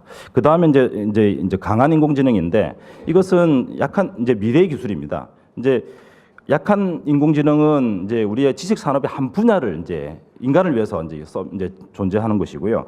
강한 인공지능은 약한 인공지능이 점점점 발전해 가지고 스스로의 자아를 갖는 겁니다. 이제 종합적 인간과 같은 종합적인 사고를 할 수 있는 그런 이제 독립적인 자아를 가진 이제 존재로 발전하게 되는 것인데요. 이제 거기에 대한 우려가 상당히 있습니다. 그래서 EU 같은 경우는 이제 킬 스위치를 이제 장착하는 걸 의무화시킨다든지 여러 조치들을 이미 올 초에 내놓고 있습니다. 자, 이거는 인공지능이 창작한 것들입니다. 여러분 잘 보다시피 이 기사 같은 경우도 인공지능이 쓴 것이고요. 이제 거의 뭐 상용화되어 있고요. 그 다음에 이게 마이크로소프트의 그 람브란트 프로젝트입니다. 이게 람브란트 하풍을 그대로 이제 만드는 것이고요. 이게 전시를 걸어서 한 1억 1,200만 원 정도의 수익을 창출했습니다. 그 다음에 빈센트 반 고흐의 저런 이제 구글의 프로젝트 같은 경우도 하풍을 이렇게 만들어내는. 그리고 아야무스 같은 경우 스페인의 말라 대학에 이제 작곡하는 이제 AI인데 이 같은 경우 런던 심포니아 오케스트라가 같이 연주도 하고 있었습니다. 이게 보면 이제 방문해 보시면 음악을 한번 들어보시면 그렇게 나쁘지 않은 수준입니다. 그리고 중요한 것은 얘가 이제 창작하는 속도인데요. 8분에 한 곡을 만들어냅니다. 이제 제가 이제 작곡가들 만나보면 보통 이제 사람마다 다 다릅니다만 3개월에 한 곡 정도를 만들어내거든요. 굉장히 창작의 고통을 거쳐가지고요. 그런데 이런 인공지능은 8분에 한 곡, 그 다음에 점점 발달되면 이 속도가 점점 간격이 줄어들 것이고 이제 다양한 창작물이 대량으로 쏟아지는 시대가 등장할 것이다라는 것을 충분히 예측할 수가 있겠습니다. 그러나 현재 우리 저작권법은 이 인간의 사상이나 감정을 표현한 창작물에 대해서 주어지는 배타적 권리이기 때문에 인간을 중심으로 권리를 부여하고 있습니다. 그러니까 이 AI가 스스로 만든 창작물에 대해서는 현재 법으로서는 보호할 수가 없는 것이죠. 여기 보면 이제 콩고 같이 얘는 이제 지금은 이제 죽었습니다만 이렇게 추상화를 잘 그렸습니다. 그림을 참 잘 그리는 이제 침팬지였는데요. 얘가 그림 뭐 전시에서 상당히 많은 고액으로 이제 판매가 되고 했었는데 이런 이제 그림이 상당히 인간의 수준에 도달했습니다만 인간의 그린 그림이 아니기 때문에 보호를 받지 못했었습니다. 특허 분야도 마찬가지입니다. 우리 특허법 제33조도 이 자연인, 즉 인간의 발명에 대해서만 권리를 이렇게 부여하고 있다고 보시면 되겠습니다. 그럼 일본의 경우는 작년 초에 여러분 뭐 이제 잘 알다시피 이제 지식재산 전략본부란 우리로 따지면 이제 지식재산위원회 같은 곳인데 여기서 이제 차세대 지식재산 이제 시스템 검토위원회에서 이제 보고서를 하나 4월달에 내놓게 됩니다. 거기에 보면 이제 AI를 주로 다루게 되는데요.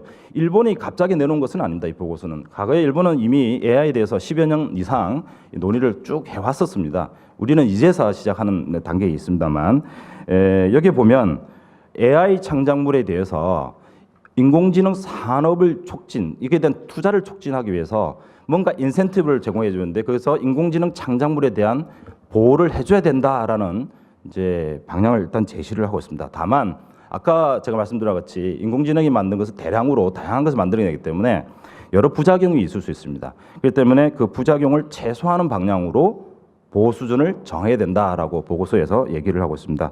그리고 이제 일본에서는 이제 여러 가지 이제 AI 이용 양태에 따라서 권리 부여를 각각 해야 된다. 예를 들면 첫 번째 같은 경우에 이제 인공지능 음악 만드는 인공지능의 알고리즘을 개발자가 제공하고 이용자는 거기다가 이용자가 스스로 학습 모듈을 만들고 빅데이터를 집어넣는 경우에 이 창작의 결과물에 더 깊이 관여한 자는 그 이용자가 될 수 있거든요. 이런 경우에 권리를 그 AI 개발자보다는 이용자에게 주는 것이 타당하다. 뭐 이런 이제 얘기를 이렇게 하고 있습니다. 그래서 여러 양태는 우리가 앞으로 좀 연구를 해서 이제 해야 될 문제인 것 같고요. 그 다음에 보호 기간도 현재 4후 70년, 그러니까 창작자의 생애 플러스 70년간 보호를 하고 있는데 그건 너무나 길죠. 인공지능 창작물에 대해서는 굉장히 낮은 이제 단기에 보호 기간을 설정해야 된다 이렇게 얘기를 하고 있습니다.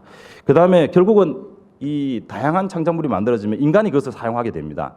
결국 인간이 잘못 사용하게 되면 침해의 위치에 놓이게 되고 인공지능과 이제 인간이 충돌하는 문제, 분쟁이 소지되는 그런 문제가 있기 때문에 그것을 최소화할 수 있는 방향, 즉 아까 보호 기간도 낮추고 보호의 수준도 낮춰야 되는 것이지요. 그래서 이런 이슈들이 이제 굉장히 남아 있습니다. 그러면 그 다음에 이제 EU 쪽도 마찬가지입니다. EU는 이제 구체적인 보고서는 내놓지 않았습니다만 이제 2014년도에 로봇 규제 지침에서 여러 가지 다양한 이제 법적 이슈나 뭐 사회적 노동 이슈나 여러 가지 다루고 있습니다. 그 중에 이제 지식재산 이슈를 하나 얘기하면서 인공지능이 만든 창작물에 대해서 지식재산권 보호를 해야 된다라고 얘기를 하고 있습니다. 그냥 큰 방향만 제시하고 있고요. 그 다음에 올 이제 1월에 EU 의회가 이제 여러분 다 아시다시피 전자인간이라는 개념을 만들었습니다. 그러니까 하나의 인격체로서의 어떤 이제 개념을 만들어냈고요. 그래서 이런 거 보면 참 EU가 굉장히 이제 빠르게 치고 나가는 것을 알 수가 있습니다. 그리고 개발자는 이런 인공지능을 만들 때 반드시 인류를 위해서, 즉 사람을 위해서 살아갈 수 있도록 알고리즘을 설계해야 된다는 큰 방향을 제시하고 그다음에 그런 윤리적 기준들을 계속 만들어내고 있습니다. 그다음에 혹시나 인공지능이 위에 아까 약한 인공지능이 더 발전돼 가지고 인간에게 위해적인 존재가 될 수 있는 경우를 대비해서 킬 스위치를 반드시 탑재를 의무화시키고 있고 또 심지어는 이제 아까 대량 생산되면 지식 산업들이 많이 없어질 걸 대비해서 세수가 감소하고 그런 걸 대비해서 이제 로봇세를 이제 도입하자 이런 것까지 얘기를 하고 있습니다. 자, 우리의 대응인데요. 우리는 아직 뭐 이제 올 2월에 지세상위원회에 산하의 이제 차세대 특별위원회를 이제 설치를 해서 이런 논의를 이제 시작을 하고 있습니다. 시작하는 단계이고요. 다만 이제 제가 이제 그런 이슈와 관련해서 좀 몇 가지 제 생각을 좀 정리를 해봤습니다. 우선은 AI 투자에 대한 이제 인센티브를 제공하기 위해서 어떤 보호의 어떤 보호 수준을 제공해야 되는데. 다만 이제 어떤 학자들은 이제 인공지능이 만든 창작물에 대해서는 보호를 하지 말자 이런 주장하신 분들도 굉장히 많습니다. 왜냐하면 그 부작용을 상당히 우려하기 때문에 결국 그것을 이용한 것은 인간이기 때문에 뭐 그런 주장을 합니다만 여전히 인공지능 산업 투자에 대한 이제 니즈가 있기 때문에 저는 좀 보호를 하되 굉장히 낮은 수준의 보호를 좀 하는 것이 어떻겠냐 이렇게 주장하고 있고요. 그 다음에 보호의 요건에서도 인간의 창작물과 인공지능의 창작물을 구분해야 됩니다. 왜냐하면 인공지능 창작물에서 낮은 수준의 이제 배타적 권리를 부여할 경우에 그럼 양자를 구별해야 되거든요. 그러면 기존에 현재 지금 저작권은 특허와 다르게 등록 시스템을 의무화시키지 않고 있습니다. 물론 등록 시스템이 있습니다만 그것은 무방식주의랍니다. 권리 창작에 있어서 어떤 형식이나 절차가 필요 없다라는 건데 이래 되면 이제 방식주의로 전환을 해야 되는 것이고 또 인공지능에 맞는 창작물에 일정한 표시를 해서 인간이 자유롭게 쓸 수 있도록 좀 안전하게 쓸 수 있는 그런 제도적 장치가 필요한데 그 한 예로서 컨텐츠산업진흥법상 우리 상당한 투자가 들어간 컨텐츠에 대해서는 일정한 표시를 해서 이용자가 안전하게 그 표시를 보고 이용할 수 있는 그런 제도를 도입하고 있는 것을 하나 예를 들 수 있고요. 그 다음에 보호기간도 아까 단기로 얘기했는데 현재 지금 창작성이 없는 데이터베이스 같은 경우는 상당한 투자한 데이터베이스는 5년간 보호하는 것으로 되어 있습니다. 그래서 그런 것 하나의 예가 되지 않겠느냐 이렇게 볼 수가 있고요. 권리 기속에 대해서는 현재는 우리가 약한 인공지능 단계이기 때문에 그 창작물의 기속은 인공지능 자체에 주기보다는 아직 이제 법인격을 부여하기는 아직 이런 단계이기 때문에 그것을 이제 창작에 관여한 인간에게 기속을 시키되 아까 경우의 수가 굉장히 많다고 했었습니다. 그래서 경우에 따라서 그 권리 관계를 이제 정립하는 것이 필요하다. 하지만 이제 인공지능의 가장 이제 중요한 것이 이제 결국은 이제 인공지능이 가능하려면 이 알고리즘하고 이 빅데이터가 같이 있어야 되거든요. 그래서 이 빅데이터에 관한 문제는 사실 별도로 많이 논의가 되어 있습니다만 여기 보시면 이제 여러 가지 창작물들을 얘가 이제 학습을 해가지고 새로운 창작물을 만들어야 되기 때문에 그 빅데이터의 다양한 창작물을 이제 가져오길 때 이걸 침해로 보게 되면 빅데이터 자체가 존재하기 어렵게 되거든요. 그래서 이런 경우에 예외로 좀 저작권 제한 사유로 예외로 좀 빼줄 필요가 있는데 일본은 이미 2016년도에 빅데이터를 이용해서 정보 해석에 필요한 범위 내에서 이 소위 말하는 데이터 마이닝이 가능하도록 저작권 제한 사유를 신설을 했습니다. 여기 제가 좀 이렇게 연구 같은 경우는 비상업적 제가 이거 좀 못하놨는데요. 비상업적 연구에 한해서 이 텍스트 마이닝과 데이터 마이닝을 가능하게 법 규정을 이제 고쳤습니다. 미국 같은 경우는 이제 그 페어 유저라는 규정이 저작권법상에 있는데 그 해석을 통해서 빅데이터 활용을 가능하게 합니다. 물론 이제 제가 지금 오늘 발표하는 내용은 지식재산 관련된 내용입니다만 빅데이터 산업이 가능하기 위해서는 이 개인정보 보호와 관련된 이슈도 만만치 않습니다. 우리나라는 이 개인정보 보호가 전 세계에서 가장 강력한 규제를 하고 있는 국가이기 때문에 이 융합적인 어떤 빅데이터를 만들어내기 위해서는 이 문제가 굉장히 해결돼야 될 문제이고 현재 이 빅데이터 법안이 지금 산정돼 있는데 여기서 우리 지식재산 관련 문제, 그다음 개인정보 보호에 관한 문제 이런 문제들이 함께 논의가 되기를 바라고 있습니다. 자, 그다음에 침해와 관련해서도 결국 아까 우리가 인간들이 사용하기 때문에 그 보호 수준을 이제 현재 수준을 유지하게 되면 인간들이 다 잠재적 침해자 위치에 놓이기 때문에 이 보호 침해 판단에 있어서도 조금 이제 지금 현재 실제적 유사성 단계를 이제 현존 유사성, 즉 데드 카피 수준으로 하지 않는 이상은 침해로 보지 말자. 이렇게 이제 하는 것이 좀 적절하다는 좀 생각을 해보고요. 그 다음에 AI 침해 행위에 대해서 이제 방조 책임. 예를 들면 AI가 이제 저작권 침해도 할 수가 있거든요. 그런데 좀 재밌는 것은 여러분 잘 알다시피 이 마이크로소프트가 이 채팅 로봇을 만들었었는데요. 48시간 만에 셧다운 시켰습니다. 왜냐하면 알고리즘은 채팅을 하라고 만들었습니다. 이게 뭐 어떤 나쁜 의도로 만든 것은 아닌데 이게 이제 백인 우월주의자들이 얘를 학습을 나쁜 빅데이터를 집어넣는 거예요. 계속 이제 욕하고 인종차별적인 얘기들, 뭐 정치적 편견에 관한 얘기들 이런 것들을 계속 주입을 시키니까 얘가 나중에는 계속 막 욕하고 비방하고 인종차별하고 성차별하는 그런 내용들만 계속 쏟아내는 거예요. 이제 사이드 이펙트가 생긴 거죠. 이런 경우에 과연 마이크로소프트에게 이제 소위 말하는 방조 책임을 우리가 미룰 수 있느냐 이런 문제가 있을 수 있거든요. 영국 경우의 수가 있었는데 이런 거에 대한 연구도 상당히 좀 앞으로 있어야 되는 것이고요. 그 다음에 형사처벌 이제 현재 저작권 침해라면 형사처벌을 하는데 우리 인간들에게 형사처벌하는 것은 적절하지 않다. 다만 제가 보이는 인공지능이 만든 창작물을 활용하는 것을 촉진하는 방향으로 해서 산업을 육성할 쪽으로 가고 아니면 하나의 보상금 체계로 먼저 사용하고 보상금을 주는 이런 방식의 어떤 제도적 변화가 필요하지 않느냐 이렇게 제안을 해봅니다. 그리고 이제 지금 전 저작권 얘기를 했습니다만 여전히 특허법에도 그런 이슈가 남아 있고요. 현재 부정경쟁 방지법과 같이 이제 어떤 배타적 권리를 부여하지 않고 부정한 경쟁 행위, 부정한 행위에 대해서 이제 규율을 하는 이런 우리 부정경쟁 방지법상의 어떤 규율 체계도 한번 같이 검토를 해봐야 된다는 것을 말씀을 드리겠습니다. 자, 그 다음에 이제 3D 프린터와 관련해서 말씀을 드리면 3D 프린터 같은 경우는 여러분 이제 펩 소사이어티를 해가지고 펩 소사이어티 개념은 언제 어디서나 누구나 필요한 물건을 이제 다 품종 소량 생산합니다. 집에서 혼자 이렇게 만들어내는 것이. 아까 제가 피자도 만들어낸다고 했는데 집에서 뚝딱뚝딱 좀 만들어내는 겁니다. 그래서 재료만 있으면 언제든지 만들 수 있고요. 이걸 소위 말하는 이제 왜 가능하냐면 이런 3D 프린터 같이 디지털 제조 이 툴들이 개발되면서 가능해진 것입니다. 자, 그래서 이제 이 3D 프린터가 보급되면서 새로운 IP 이슈들이 등장하게 됩니다. 즉, 이 3D 프린터 기술의 발전과 또 이것이 상용화 되면서 보급되면서 소위 말해 무형의 지식 재산이 유체화되고 또 네트워크가 발전하면서 이것이 서로 공유되고 유통이 됨에 따라 이제 새로운 IP 침해 이슈가 등장하게 됩니다.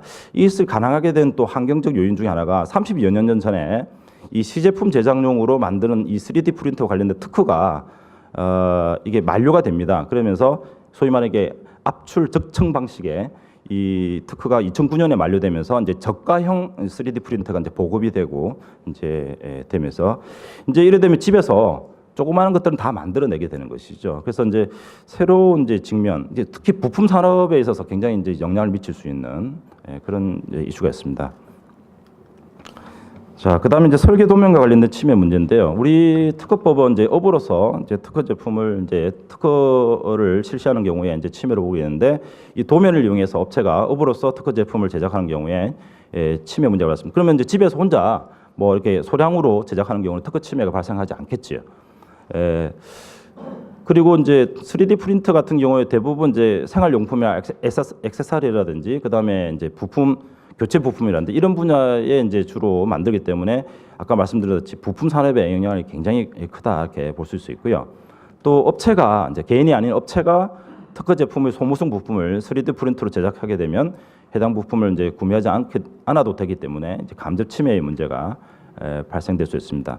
그리고 이 3D 이 디지털 설계 도면 같은 경우에는 그 자체를 뭐 작성하는 것이 이제 생산에 해당되지 않기 때문에 특허 침해는 되지 않지만 또 설계 도면은 저작권상 보호를 받기 때문에 이걸 무단 복제해서 유통할 경우에는 이제 복제권과 이제 전송권 위반의 어떤 우려도 함께 있을 수 있습니다. 또 이 디자인 보호법적 입장에서는 이 등록된 디자인 이 물품 생산에 사용되는 물품을 업으로서 이제 생산하는 경우에는 이제 예비적 침해 행위로서 이렇게 규제가 현재 가능해집니다.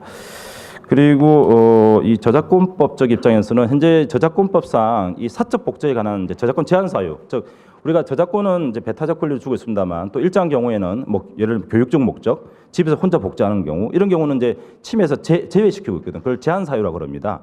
여기에 제한사 중에 하나가 사적 이용을 위한 복제, 즉 가정과 같은 한정된 장소에서 혼자 복제하는 경우에 우리가 침해를 보지 않는 것이 있는데, 이런 3D 프린터 같은 거 집에서 혼자 갖다 놓고 이런 왕구 같은 거, 캐릭터 같은 걸 만들어내게 되면 침해가 되지 않는 거죠. 하지만 이렇게 되면 누가 이 왕구를 사겠습니까? 그러니까 굉장히 이제 이쪽 산업에 영향을 미칠 수 있기 때문에 이 사적 이용하는 복제의 허용 범위를 다시 좀 논의할 필요가 있다.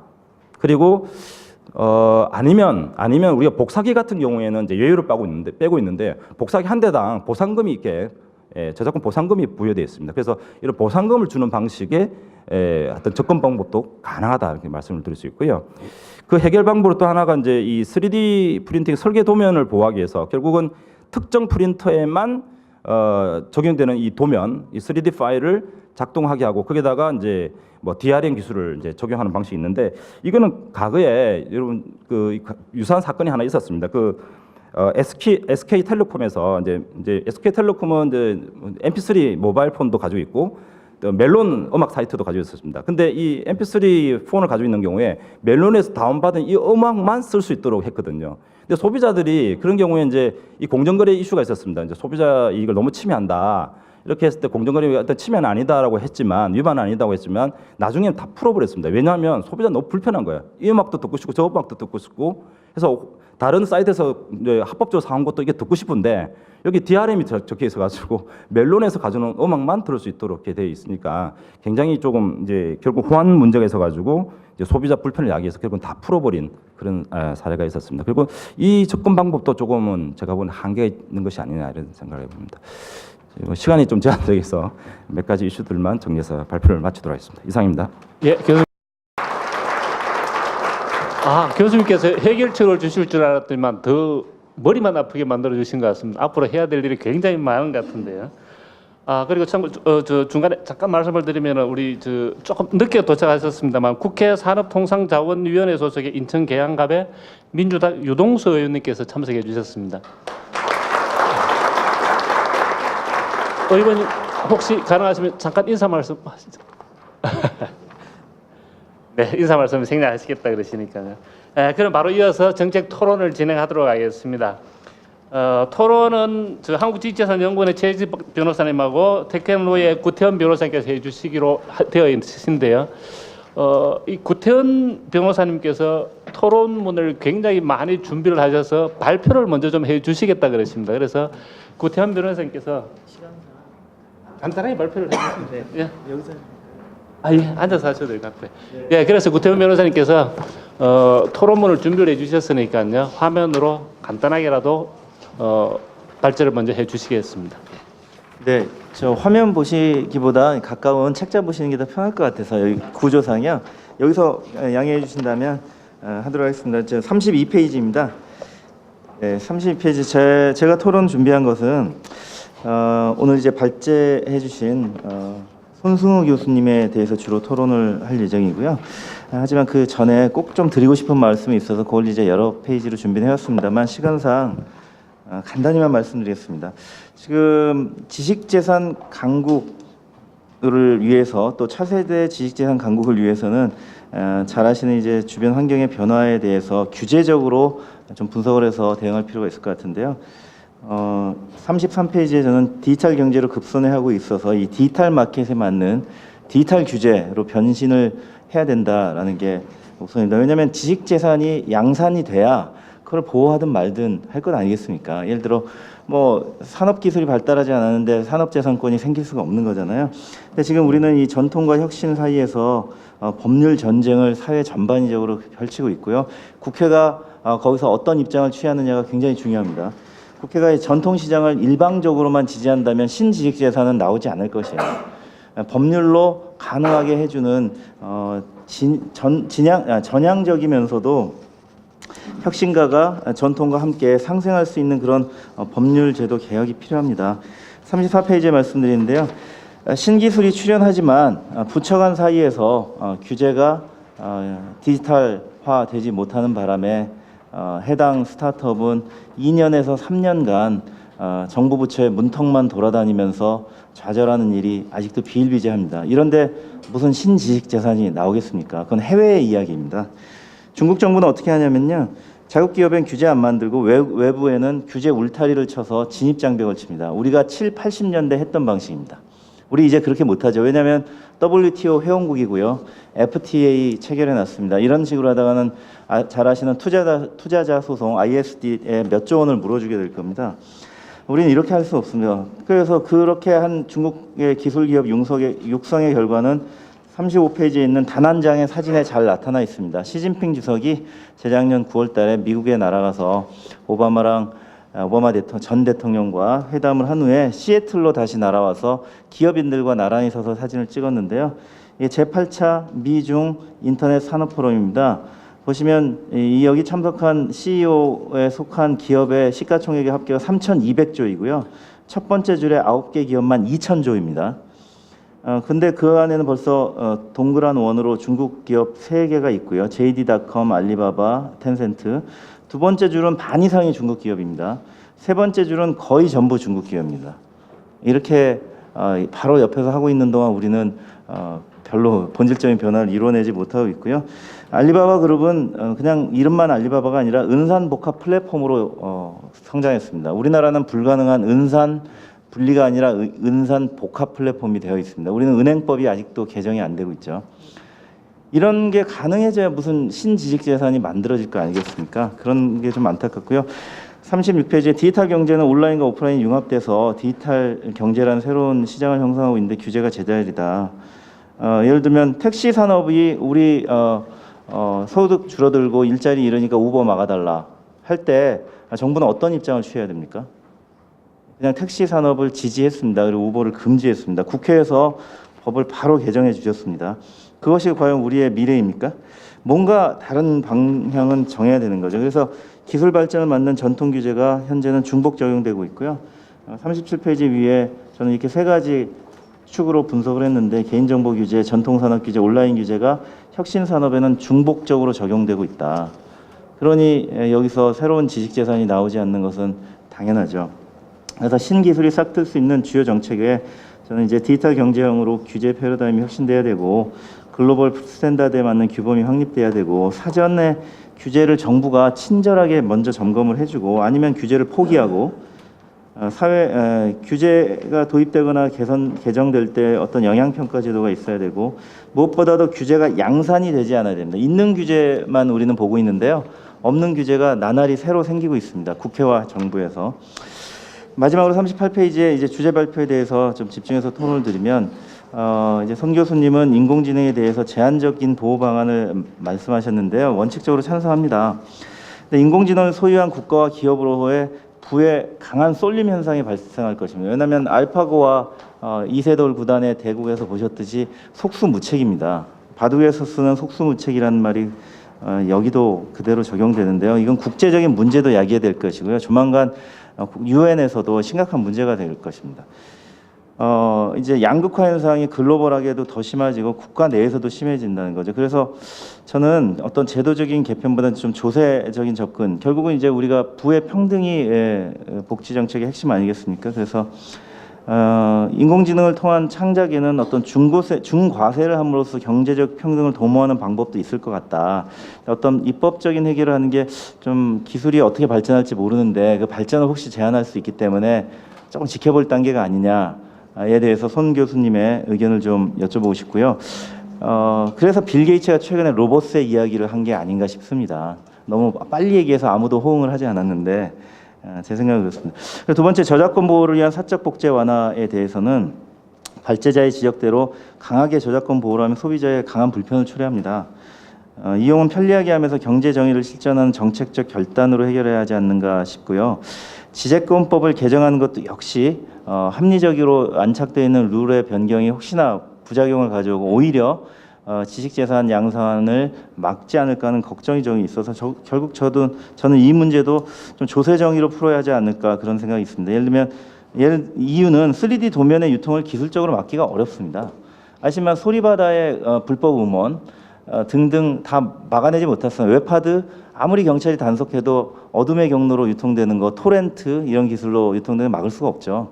이건 끝없는 전쟁입니다. 그렇게 해서 서로를 범죄자로 만드는 것보다는 뭐 3D 프린터나 재료 등의 뭐 중과세를 하는 방안 등 좀 조세법적으로 푸는 게 사실 이 기술을 마음껏 개발하게 하고 이용하게 하면서도 소득 있는 곳에 또는 이익 있는 곳에 과세 있다라는 조세 정의에 합당하지 않을까 하는 생각을 갖고 있는데 혹시 송 교수님은 어떻게 생각하시는지 좀 여쭤보고 싶습니다. 예, 이상입니다. 구변하시면 감사합니다. 사실은 구태원 변호사님께서 밖에 나가서 발제를 내주시기로 하셔서 앉아서 진행을 했었는데요. 그러다 보니까 결국은 토론의 모양새가 조금 이상하게 진행이 되었습니다만 어차피 시간 관계상 또는 공간 이동상 앉아서 진행을 하도록 하겠습니다. 그냥 토론과 관련되는 부분도 여기서 진행을 하도록 하고요. 그리고 구태원 변호사님께서 이제 토론에 대한 내용을 주셨는데 앞에 최재식 변호사님의 토론을 같이 듣고 양 발표자님의 의견을 듣는 것으로 그렇게 진행을 하겠습니다. 그럼 이어서 최재식 한국직재산연구원의 최재식 변호사님께서 토론을 같이 한번 해주시겠습니다. 특히 김홍회 교수님께서 주장하신 IP 정책 컨트롤 타워 구축 필요성에 대해서는 행정학 관점뿐만 아니라 지식재산 행정 체계 전반에 대한 통찰을 토대로 주신 말씀으로부터 큰 시사점을 얻을 수 있었습니다. 저 역시 제안 주신 방안에 대해서 전적으로 동의합니다만 토론자 책무로서 일부 지적되고 있는 문제점에 대한 여러 쟁점 중에서 지식재산처 신설 견해에 대해서 우선 논의해야 될 부분을 좀 더 살펴보고 의견을 여쭤보고자 합니다. 국가지식재산위원회가 컨트롤타워 역할을 하지 못하고 있다는 비판도 있습니다. 최근 창립 선언식을 한 국내 첫 지식재산 통합 민간기구인 한국지식재산총연합회는 지식재산 중심 행정체계 구축 주장하기도 하였고요. 국정 최고 책임자인 대통령 보좌하기 위한 비서관이 없다라는 문제점을 지적하는 시각도 있습니다. 무엇보다 부처별 지식재산 관련 기능이 분산되어 있어서 지식재산에 대한 국민들의 권리를 보호하는 데 있어서 공백이 있거나 집행에 중첩이 발생하므로 이를 통합부처인 가칭 지식재산처 신설을 통해서 문제를 해결해야 한다는 지적도 있습니다. 물론 이런 지적 중에서는 특히 부처 통폐합에 대해서는 이견이 있는 것도 같습니다. 예컨대 정부 조직은 부처제로 운영될 수밖에 없고 포괄성이 부족한 부분이 드러나게 되고 이는 현행 부처제 정부 조직 하에서는 일부 부처 이기주의로 오해받을 수도 있는 현상이 나타나는 것은 그 속성상 내재할 수밖에 없어서 연계 기능이 부족한 현상은 그를 타개하고 부처 간 협력할 수 있는 방안을 별도로 마련해야 하는 것이지 그런 사안마다 부처를 통폐합해야 되는 것은 아니라는 견해도 있다는 것을 알고 있습니다.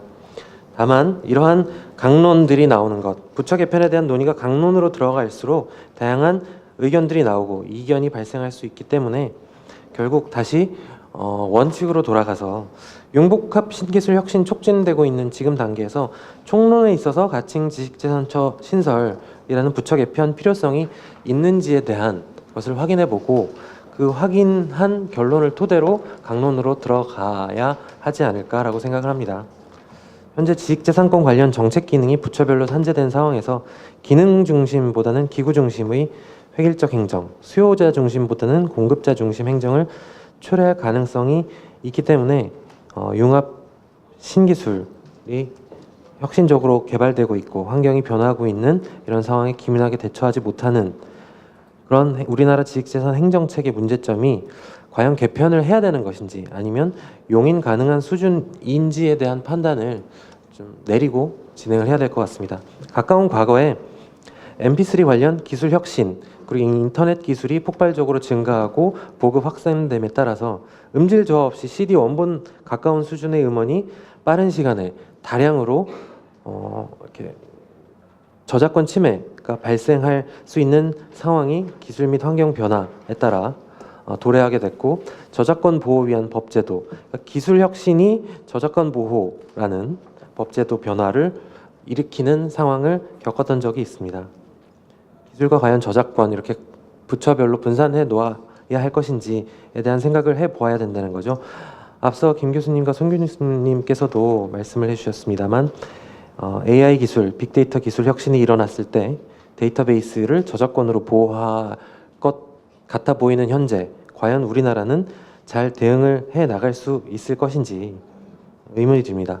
이렇기 때문에 해외 사례를 좀 간단하게 살펴보는 것도 좀 의미가 있을 텐데요. 미국의 경우는 USPTO 특허청이 우리나라는 특허청으로 이제 부르고 있습니다만 특허 상표뿐만 아니라 저작권까지 포함해서 통합적인 지식재산 행정을 담당을 하고 있습니다. 그리고 미국의 경우 대선을 통해서 정권이 교체되면서 선거 당선 직후에 오바마 정책만 아니면 된다는 이른바 ABO 정책을 철학으로까지 가지고 있는 것 같이 보였던 트럼프 행정부는 백악관에서 지난주에 지식재산집행조정관 IPC를 지명하였습니다. 좀 지켜보게 되었었는데요. 결국 지명을 했고요. 언론에서는 이를 받아서 지식재산 행정에 있어서 절대적인 군주가 나타났다는 표현으로 이른바 IP짜르라는 표현으로 뭐 묘사를 하고 있는 것을 보았습니다. 조율할 수 있는 권한이 집중되어 있다는 것이죠. 분산형이 아니고 집중형 내지는 조화형이라는 건데 영국과 캐나다, 러시아, 싱가포르 등도 집중형 지식재산 행정 체계로 운영을 하고 있고 정부 조직은 아니지만 와이포 역시 관련 사무를 통합해서 관장하고 있습니다. 물론 정부 조직은 개별 국가의 특수성을 고려할 필요가 있습니다. 한편 지식재산권 관련해서는 법률과 제도는 전 세계적으로 조화를 이루는 방향으로 나아가고 있습니다. 이러한 상황에서 우리나라는 지식재산권을 산업재산권과 저작권으로 구분해서 별도 부처가 관련 정책을 수행해야 할 강력한 특수성이 있는지에 대해서 살펴보아야 할 것입니다. 교수님들께서 시간 관계상 짧게 말씀을 하셨습니다만 예컨대 지식재산 관련해서 현행 분산형 행정조직을 계속 유지해야 되는지 그리고 개인정보 보호 관련해서도 잠깐 언급을 해주셨습니다만 개인정보도 중요한 이슈인데 개인정보보호법은 행정자치부가 관장을 하고 있습니다. 이런 저작권 또는 특허권이라는 부처 말고 다른 부처도 관련이 되어 있는데 이런 경우에 좀 지식재산처가 적어도 장관급의 지식재산처가 부처 개편을 통해서 만들어져서 국무회의 참석해서 의견 가능한 수준으로 좀 집중형 내지는 조화형의 행정체계 개편이 필요하다는 생각을 해볼 수 있습니다. 이러한 총론에서 지식재산권 관련 정책 기능이 좀 통합돼서 집중형 내지는 조화형으로 가야 한다는 총론이 옳다는 점을 확인하고 강론에서 구체적 해결 방안을 모색해야 되는데 힘을 쏟아야 된다고 생각을 하는데 이러한 총론에 있어서 만약에 반론이 제기가 된다면 어떠한 설명을 해 주실 수 있는지 한번 여쭤보고 싶습니다. 이상 마치도록 하겠습니다. 감사합니다. 예, 최희숙 변호사님 감사합니다. 굉장히 어려운 문제에 대한 질문을 주신 것 같은데요. 김홍희 교수님께서 먼저 답을 좀 해주시고 다음에 손소희 교수님께서 답을 해주시는 순서로 진행하겠습니다. 먼저 김홍희 교수님 좀 부탁드리겠습니다. 예, 제가 시간 관계상 아마 좀 자세히 말씀 못 드린 부분들이 있어서 좀 죄송하고요. 우리 최 박사님 지적 굉장히 타당한 부분들이 많습니다. 그러니까 우리가 이제 담론을 할 때 좀 흩어져 있는 부분에 대해서 파편화되어 있는 거에 대해서 어느 정도 통합하고 중앙으로 이제 몬다는 그런 의미가 있는데 그렇다고 해서 뭐 모든 걸 다 몬다는 건 아니죠. 이게 상대적인 문제죠. 이 조직이라는 것은 제가 아까 홀로그래픽 조직이라고 그랬는데 지식재산에 관해서 특허청으로다가 많이 몬다고 그래서 대한민국의 이 지식재산에 관한 이 모든 결정이라든가 그런 것들이 다 거기서만 하는 건 아니죠. 다 지방 정부도 있고 각 또 기업도 있고 그저 대학도 있고 그래서 그런 모든 이 그저 다 모든 사회 곳곳에 이렇게 산지되어 있습니다. 그래서 그걸 다 그런 몬다는 의미는 아니고 이제 그 중앙 정부 차원에서 그 업무들을 이제 특허청으로 이제 몬다는 의미가 있고 여전히 아마 다른 부처에서도 지식재산에 관련한 일들을 간접적으로나 직접적으로 안 할 수가 없죠, 사실. 뭐 지식재산이라는 게 생각을 해서 꼭 법적으로 보호받기 전 단계라든가 그게 항상 유기적으로 연기돼 있고 우리가 지식정보 사회인데 뭐 지식재산을 뭐 특허청에서만 하고 그런 건 아니죠. 그래서 단지 이제 민원인 입장에서 중앙정부에서 나름대로 통합해야 될 부분들이 있거든요. 그래서 아마 그 지식재산 그 집행조정관이라는 것들도 결국 그 정책을 중앙부가 대통령을 중심으로 해서 얼마나 그 정책에 관심을 가지고 그죠 국제 여러 번 환경 속에서 그러니까 그 업무가 분명히 청와대에도 일부는 담당하는 거고요. 그죠? 특허청이 국무총리실로 가면 거기에도 일부가 있을 테고 또 어떤 부분들은 여전히 아마 부분적으로 또 각 부처에도 있는 거가 아닌가. 그래서 담론상 이렇게 몬다는 얘기지 사실 뭐 모든 업무가 그죠? 거기로 다 간다는 얘기는 아니고 그리고 이제 실제로 또 조정할 때도 그런 거에 대한 아마 조금 더 세밀한 검토는 아마 필요하지 않은가 생각을 합니다. 답변이 됐는지 모르겠습니다. 감사합니다. 예, 그럼 어차피 지금 저 지정 토론자에 대한 토론이 있었기 때문에 손성희 교수님 답을 좀 부탁드리겠습니다. 네, 제가 평소에 존경하는 우리 구태현 변호사님께서 좋은 이렇게 말씀을 해주셨습니다. 저도 뭐 중국에 매년 몇 번 가봅니다만 정말 무서울 정도로 발전해가고 이제 우리를 넘어서 많은 기업들을 배출하고 있는 것은 굉장히 부럽게 생각하고 그 말씀하신 것에 굉장히 전적으로 동의를 하는 바입니다. 이제 인공지능 관련된 이제 로봇의 도입에 관해서도 사실은 저는 동의를 합니다만 사실 이제 인공지능의 지금 현 단계는 이제 약한 인공지능이기 때문에 어떤 산업에 대한 투자의 유인이 사실 더 좀 필요한 그런 단계이기 때문에 어느 정도 인센티브를 제공해야 된다. 이거는 이제 일본도 그렇게 얘기하고 있고 EU도 그렇게 얘기하고 있습니다. 그래서 큰 틀에서는 이제 이 부의 쏠림 이 부분 가장 좀 우려되는 상황입니다. 근데 동의도 하고 있습니다. 이제 지금 99대 1의 문제가 아니라 99.999의 0.00001의 문제로 이제 될 우려가 있습니다. 그래서 하지만 현재의 이제 그래서 제가 주장한 것이 낮은 수준의 보호를 얘기한 것이고 또 한 가지는 사실은 지식재산은 국제적인 어떤 합의가 좀 필요한 그런 분야이기 때문에 국제적 논의도 좀 필요하고요. 하지만 이제 이런 투자 인공지능에 대한 투자의 활성화 측면에서 이제 보호를 이제 어떤 배타적 권리를 부여하는 것 또는 이제 부정 경쟁 원리로 이제 접근하는 방법에 관한 기본적인 방향은 필요할 것 같고요. 로봇세에 관한 부분은 좀 다른 문제인 것 같습니다. 이게 소위 말하는 아까 1차 산업 혁명 때 이제 많은 한 70% 육체 노동 관련된 이제 직업들이 없어지고 지금 현재 40% 정도의 지식 산업이 없어진다고 보고 있거든요. 저 같은 이제 대학 교수직도 없어질 것 같고 여기 기자분이나 뭐 여기 우리 구태현 변호사직도 판사직도 없어진다고 지금 보는 것이 이제 그 직업군에 들어가 있습니다. 그래서 그런 이제 현재 존재하는 직업군이 없어지면 그만큼 조세가 줄어들게 되고 거기에 대해서 우리가 로봇세를 부여해야 된다는 것이 이제 EU 측의 입장이거든요. 그래서 거기에 대해서는 이제 근본적으로 좀 동의를 하는 바입니다. 그래서 그리고 이제 3D 도면의 어떤 기술적으로 막기는 어렵다. 여기도 전적으로 이제 동의하는 바이고 제 생각에는 좀 이제 보상금 체계나 어떤 라이센싱에 있어서 어떤 강한 권리를 부여하기보다는 보상금 체계를 이용해서 이제 먼저 쓰는 것을 이제 활성화시키는 쪽으로 좀 접근한 것이 필요하다고 말씀드리고요. 또 한 가지 이제 이 거버넌스와 관련해서 이제 우리 사실 본 말씀을 해주셨는데 제가 한 가지 이제 아까 우리 김홍애 교수님께서 이제 이게 진짜 이게 부처를 뭐 합치고는 우리 연금술사 일이다. 그 정도로 이제 비유를 하실 정도 어려운 일이라고 했는데요. 지금 뭐 산업재산권뿐만 아니라 저작권, 뭐 공정거래 이슈도 있고요.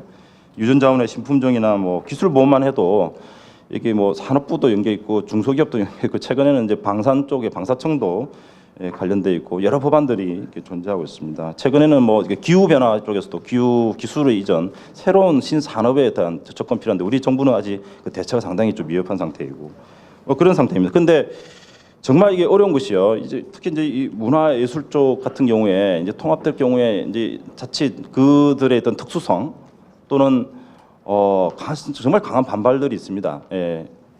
뭐 우리가 10년 동안 논했지만 하지 못했던 이유가 있거든요. 예. 그래서 그리고 또 그들의 자율성이라든지 또는 그 분야의 어떤 그 어떤 특정 뭐 부처에서 주도를 할 경우에 소외될 가능성도 있고 이런 부분에 대한 충분히 이해와 오해를 풀을 수 있는 뭔가가 필요합니다. 그래서 충분한 의견 수렴 과정이 있어야 될 것 같고요. 예, 그렇습니다.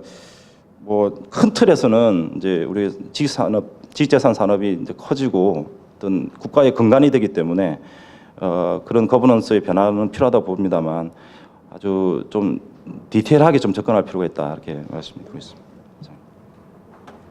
네, 감사합니다. 사실은 사회 보는 입장에서 발제자분이나 토론자께서 말씀하신 부분을 정리하거나 결론을 내는 것은 굉장히 조심스러운 부분이고 해서는 안 되는 일이긴 한데요.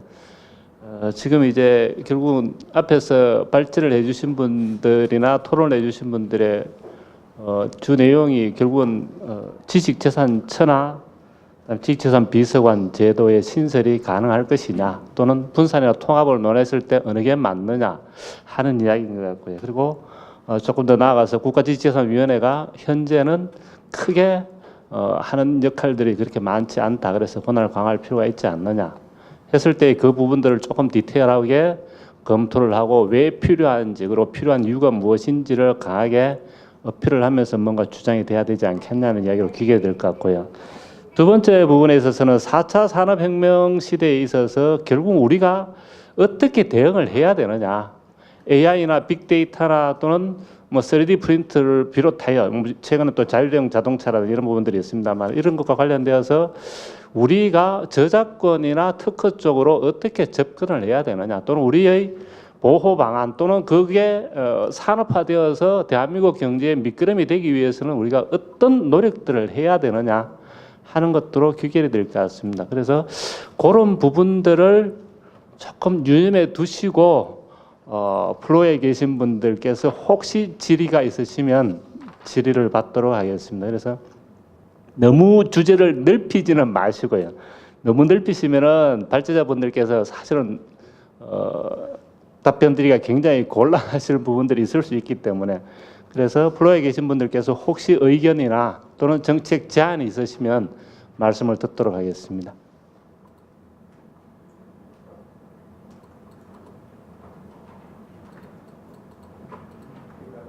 다들 발표를 너무 잘 들으셨거나 잘 이해를 하셔서 그런지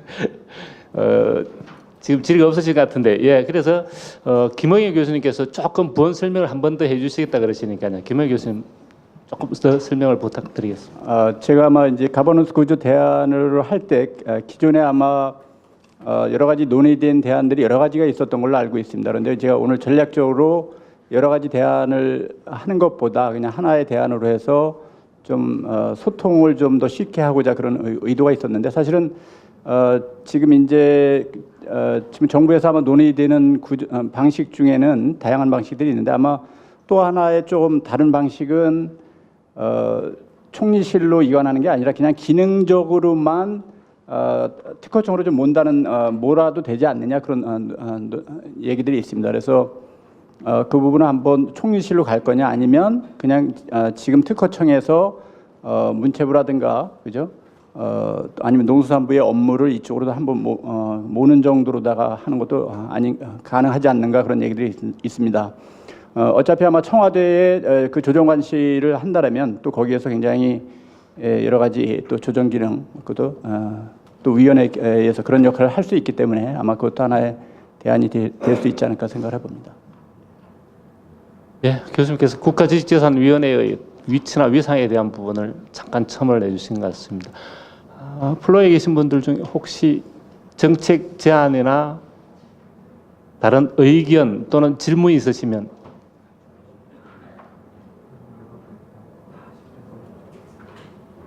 너무 발표를 잘해 주셔서 아마 질의가 없으신 것 같습니다. 사실 이게 약속 시간이 12시니까 제가 사회를 보는 입장에서는 아주 정확하게 시간을 지킬 수 있을 것 같습니다. 그러면 마지막으로 우리 박정 의원님께서 혹시 마무리 말씀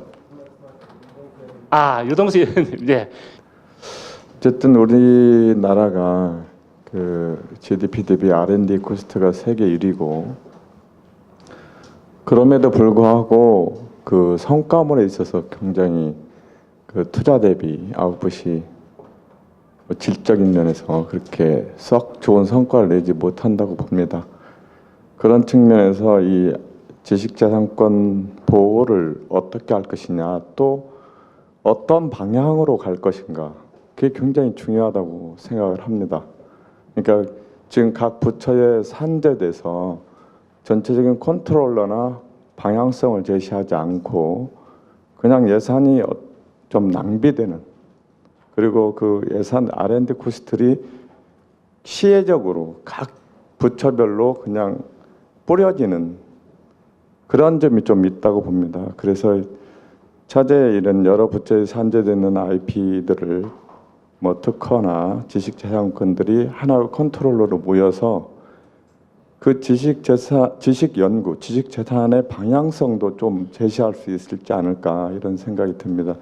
그런 측면에서 지금 특허청에서 가지고 있는 IP 관련 맵들, 국제적인 맵을 활용해서 그런 방향성을 제시할 수 있는 것들도 굉장히 통합했을 때 우리가 얻을 수 있는 이익이 아닌가 이렇게 생각하고, 오늘 토론회가 저희들이 한 번도 가보지 않은 이 4차 산업혁명에 대비한 지식재산권에 관계된 여러 가지 제도 법률적인 문제들을 다뤄져서 저에게도 굉장히 유용한 시간이었습니다. 감사합니다.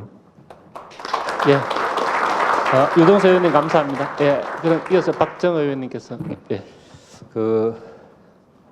이제 태도인 것 같아요. 그래서 우리가 속담 중에 돌다리도 두들겨가면서 건너자 뭐 이런 말이 우리나라 속담에 있고, 중국에서는 등소평이한 말에 우리 한 번도 안 가본 길이니까 그 강을 건너면서 돌을 만져가면서 건너자, 그러다가 아니면 돌아오는 거지, 이런 얘기를 했어요. 그래서 이 4차 산업혁명이라는 것이 안 가본 길이기 때문에, 그래서 너무 조심스럽게 돌다리 두들기다가 말 거냐, 일단 건너가면서 돌도 만져보고 없으면 갖다 놓기도 하고 이렇게 건너가야 된다는 생각이고요. 우리 오늘 모든 말씀에 우리 안재진 원장님께서 농담에 갓길을 하셨는데요. 갓길로 한번 풀어보겠습니다. 아까 갓길이 결국은 신의 길이다 이런 말씀을 하셨잖아요. 그래서 신이 도와주셔서 그게 확 뚫렸는데 나중에 보니까 우리가 늘 하던 가장자의 길이다 이런 말씀을 하셨어요. 그 두 가지에 하나를 더하면 새로 만들어진 길도 갓길이죠. 그래서 이 새로 만들어진 길을 가는데 이 갓길은 1차선에는 없습니다. 대부분 다 큰 도로에 최소한 2차선, 편도 2차선 아니면 4차선 도로에 갓길을 놓게 되고, 그 갓길의 용도가 사고가 터졌을 때 거기에 차를 세우거나 또는 그 길을 통해서 교통을 원활하게 할 수 있는 효율을 위해서 만들어 놓은 것이 바로 그 갓길입니다. 그래서 새로 만들어지는 길, 또 그 넓은 길에서의 비상사태를 위한 길, 또 한 가지는 처음에 말씀하신 신의 길, 이렇게 해서 결국 4차 혁명이 갈수록 5차 혁명이 있을 거고 산업혁명이 있을 텐데 계속적으로 완벽을 위해서 가긴 갑니다. 그런데 거기에는 도덕적인 문제도 있고 신이 늘 얘기하던 자비에 대한 문제도 있고 이런 것들을 향해서 가는데, 결국은 이런 문제가 복합적으로 돼야 된다. 고속도로가 없으면 속도가 안 나면은 뭐 페트롤이 필요하고 속도 CCTV가 필요하겠습니까? 이런 것들은 이제 규제가 나중에 만들어지죠. 그래서 물론 지금부터 규제를 잘 만들어 놓고 속도계를 다 준비해 놓고 니네들 가야 되는데 뭐 50km 넘을 수도 없는 길에서 70km를 제한하는 속도계를 달아놓을 필요는 없다고 생각합니다. 그래서 일단은 제 개인적인 생각은 좀 늦었다 싶어서 우리가 빨리 가도록 하는 게 일단은 첫째, 육성에 대한 방향으로 가야 되겠다. 두 번째는 거기에 따른 이제 부작용을 그때그때 준비하면서의 법적인 측면들 백업을 좀 해야겠다, 이런 생각이 좀 있습니다. 그래서 이런 부분 중 것들 다 담아야 될 것 같고, 또 한 가지는 지금 저희가 다 저희 더불어민주당 의원들이 오시고 또 국민의당 의원 송범주 의원님이 오셨다 가셨는데, 이제 정부 개편에 대한 얘기를 하고는 있습니다. 대신 이번에 인사위원회가 없이 바로 이 정부를 시작해야 되기 때문에 개편을 최소화한다는 뭐 얘기들은 많이 했어요. 거기에서 이제 크게 분명한 것은 우리가 중소기업 벤처부는 신설하겠다. 또 그다음에 우리가 그 경찰청, 해양경찰청은 이제 부활한다. 소방방재청은 독립한다. 그리고 위원회는 과학기술위원회나 교육위원회 정도를 더 신설한다, 이런 와중에 있는데요. 그래서 이 정도 수준에서 갈 것 같습니다. 근데 아까 저도 말씀드렸던 지식재산처 이런 부분들은 지금 산업통상자원부가 재편을 하면서 미창부랑 같이 재편을 하면서에 어떻게 묶여지느냐에 굉장히 중요한 시기 같아요. 그래서 이때 어쩔 수 없이 또 특허청도 여기 들어와 있고 또 미래 산업에 대한 것들, 미래 4차 혁명에 대한 것들도 후보자들이 다 잘 인식하고 있는 부분이기 때문에 이때 실제로 여기 전문가님들 그리고 또 우리 공무원들께서 이걸 잘 다듬어서 국가 대결을 위해서는 필요하다면 밀어붙여야죠. 그래서 이게 한번 잘못 잡히면 우리가 속도가 한 번 더 쳐질 수가 있다. 그래서 좀 정리를 하면 완벽을 위해서 우리가 가는 길이긴 하지만 거기에는 일단 좀 더 볼륨을 키워야지 완벽으로 간다. 넓혀놓은 상태에서의 나중에 조절도 필요하고 탈법을 막는 것도 필요하지. 편법을 할 수도 없는 상황에서는 가능치 않다 이런 생각입니다. 그래서 분명한 거는 우리 지식재산에 대한 컨트롤 타워가 분명히 필요한 것 같고요.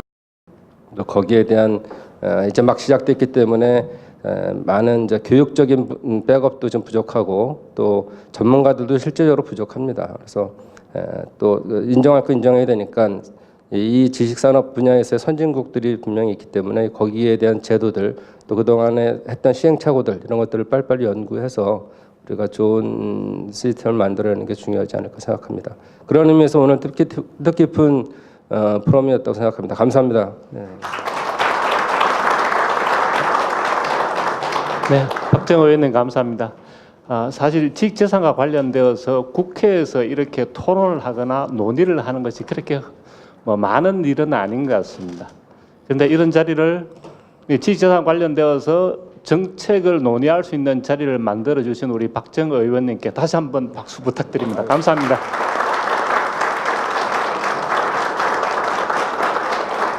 예, 그리고 오늘 오셨다 일찍 가셨지만 송검주 의원님 감사드리고요. 유동수 의원님 감사드립니다. 고맙습니다. 예, 그럼 이것으로서 4차 산업혁명 시대 지식재산 부국으로 가는 길에 대한 정책 포럼을 마치도록 하겠습니다. 수고 많으셨습니다. 감사합니다.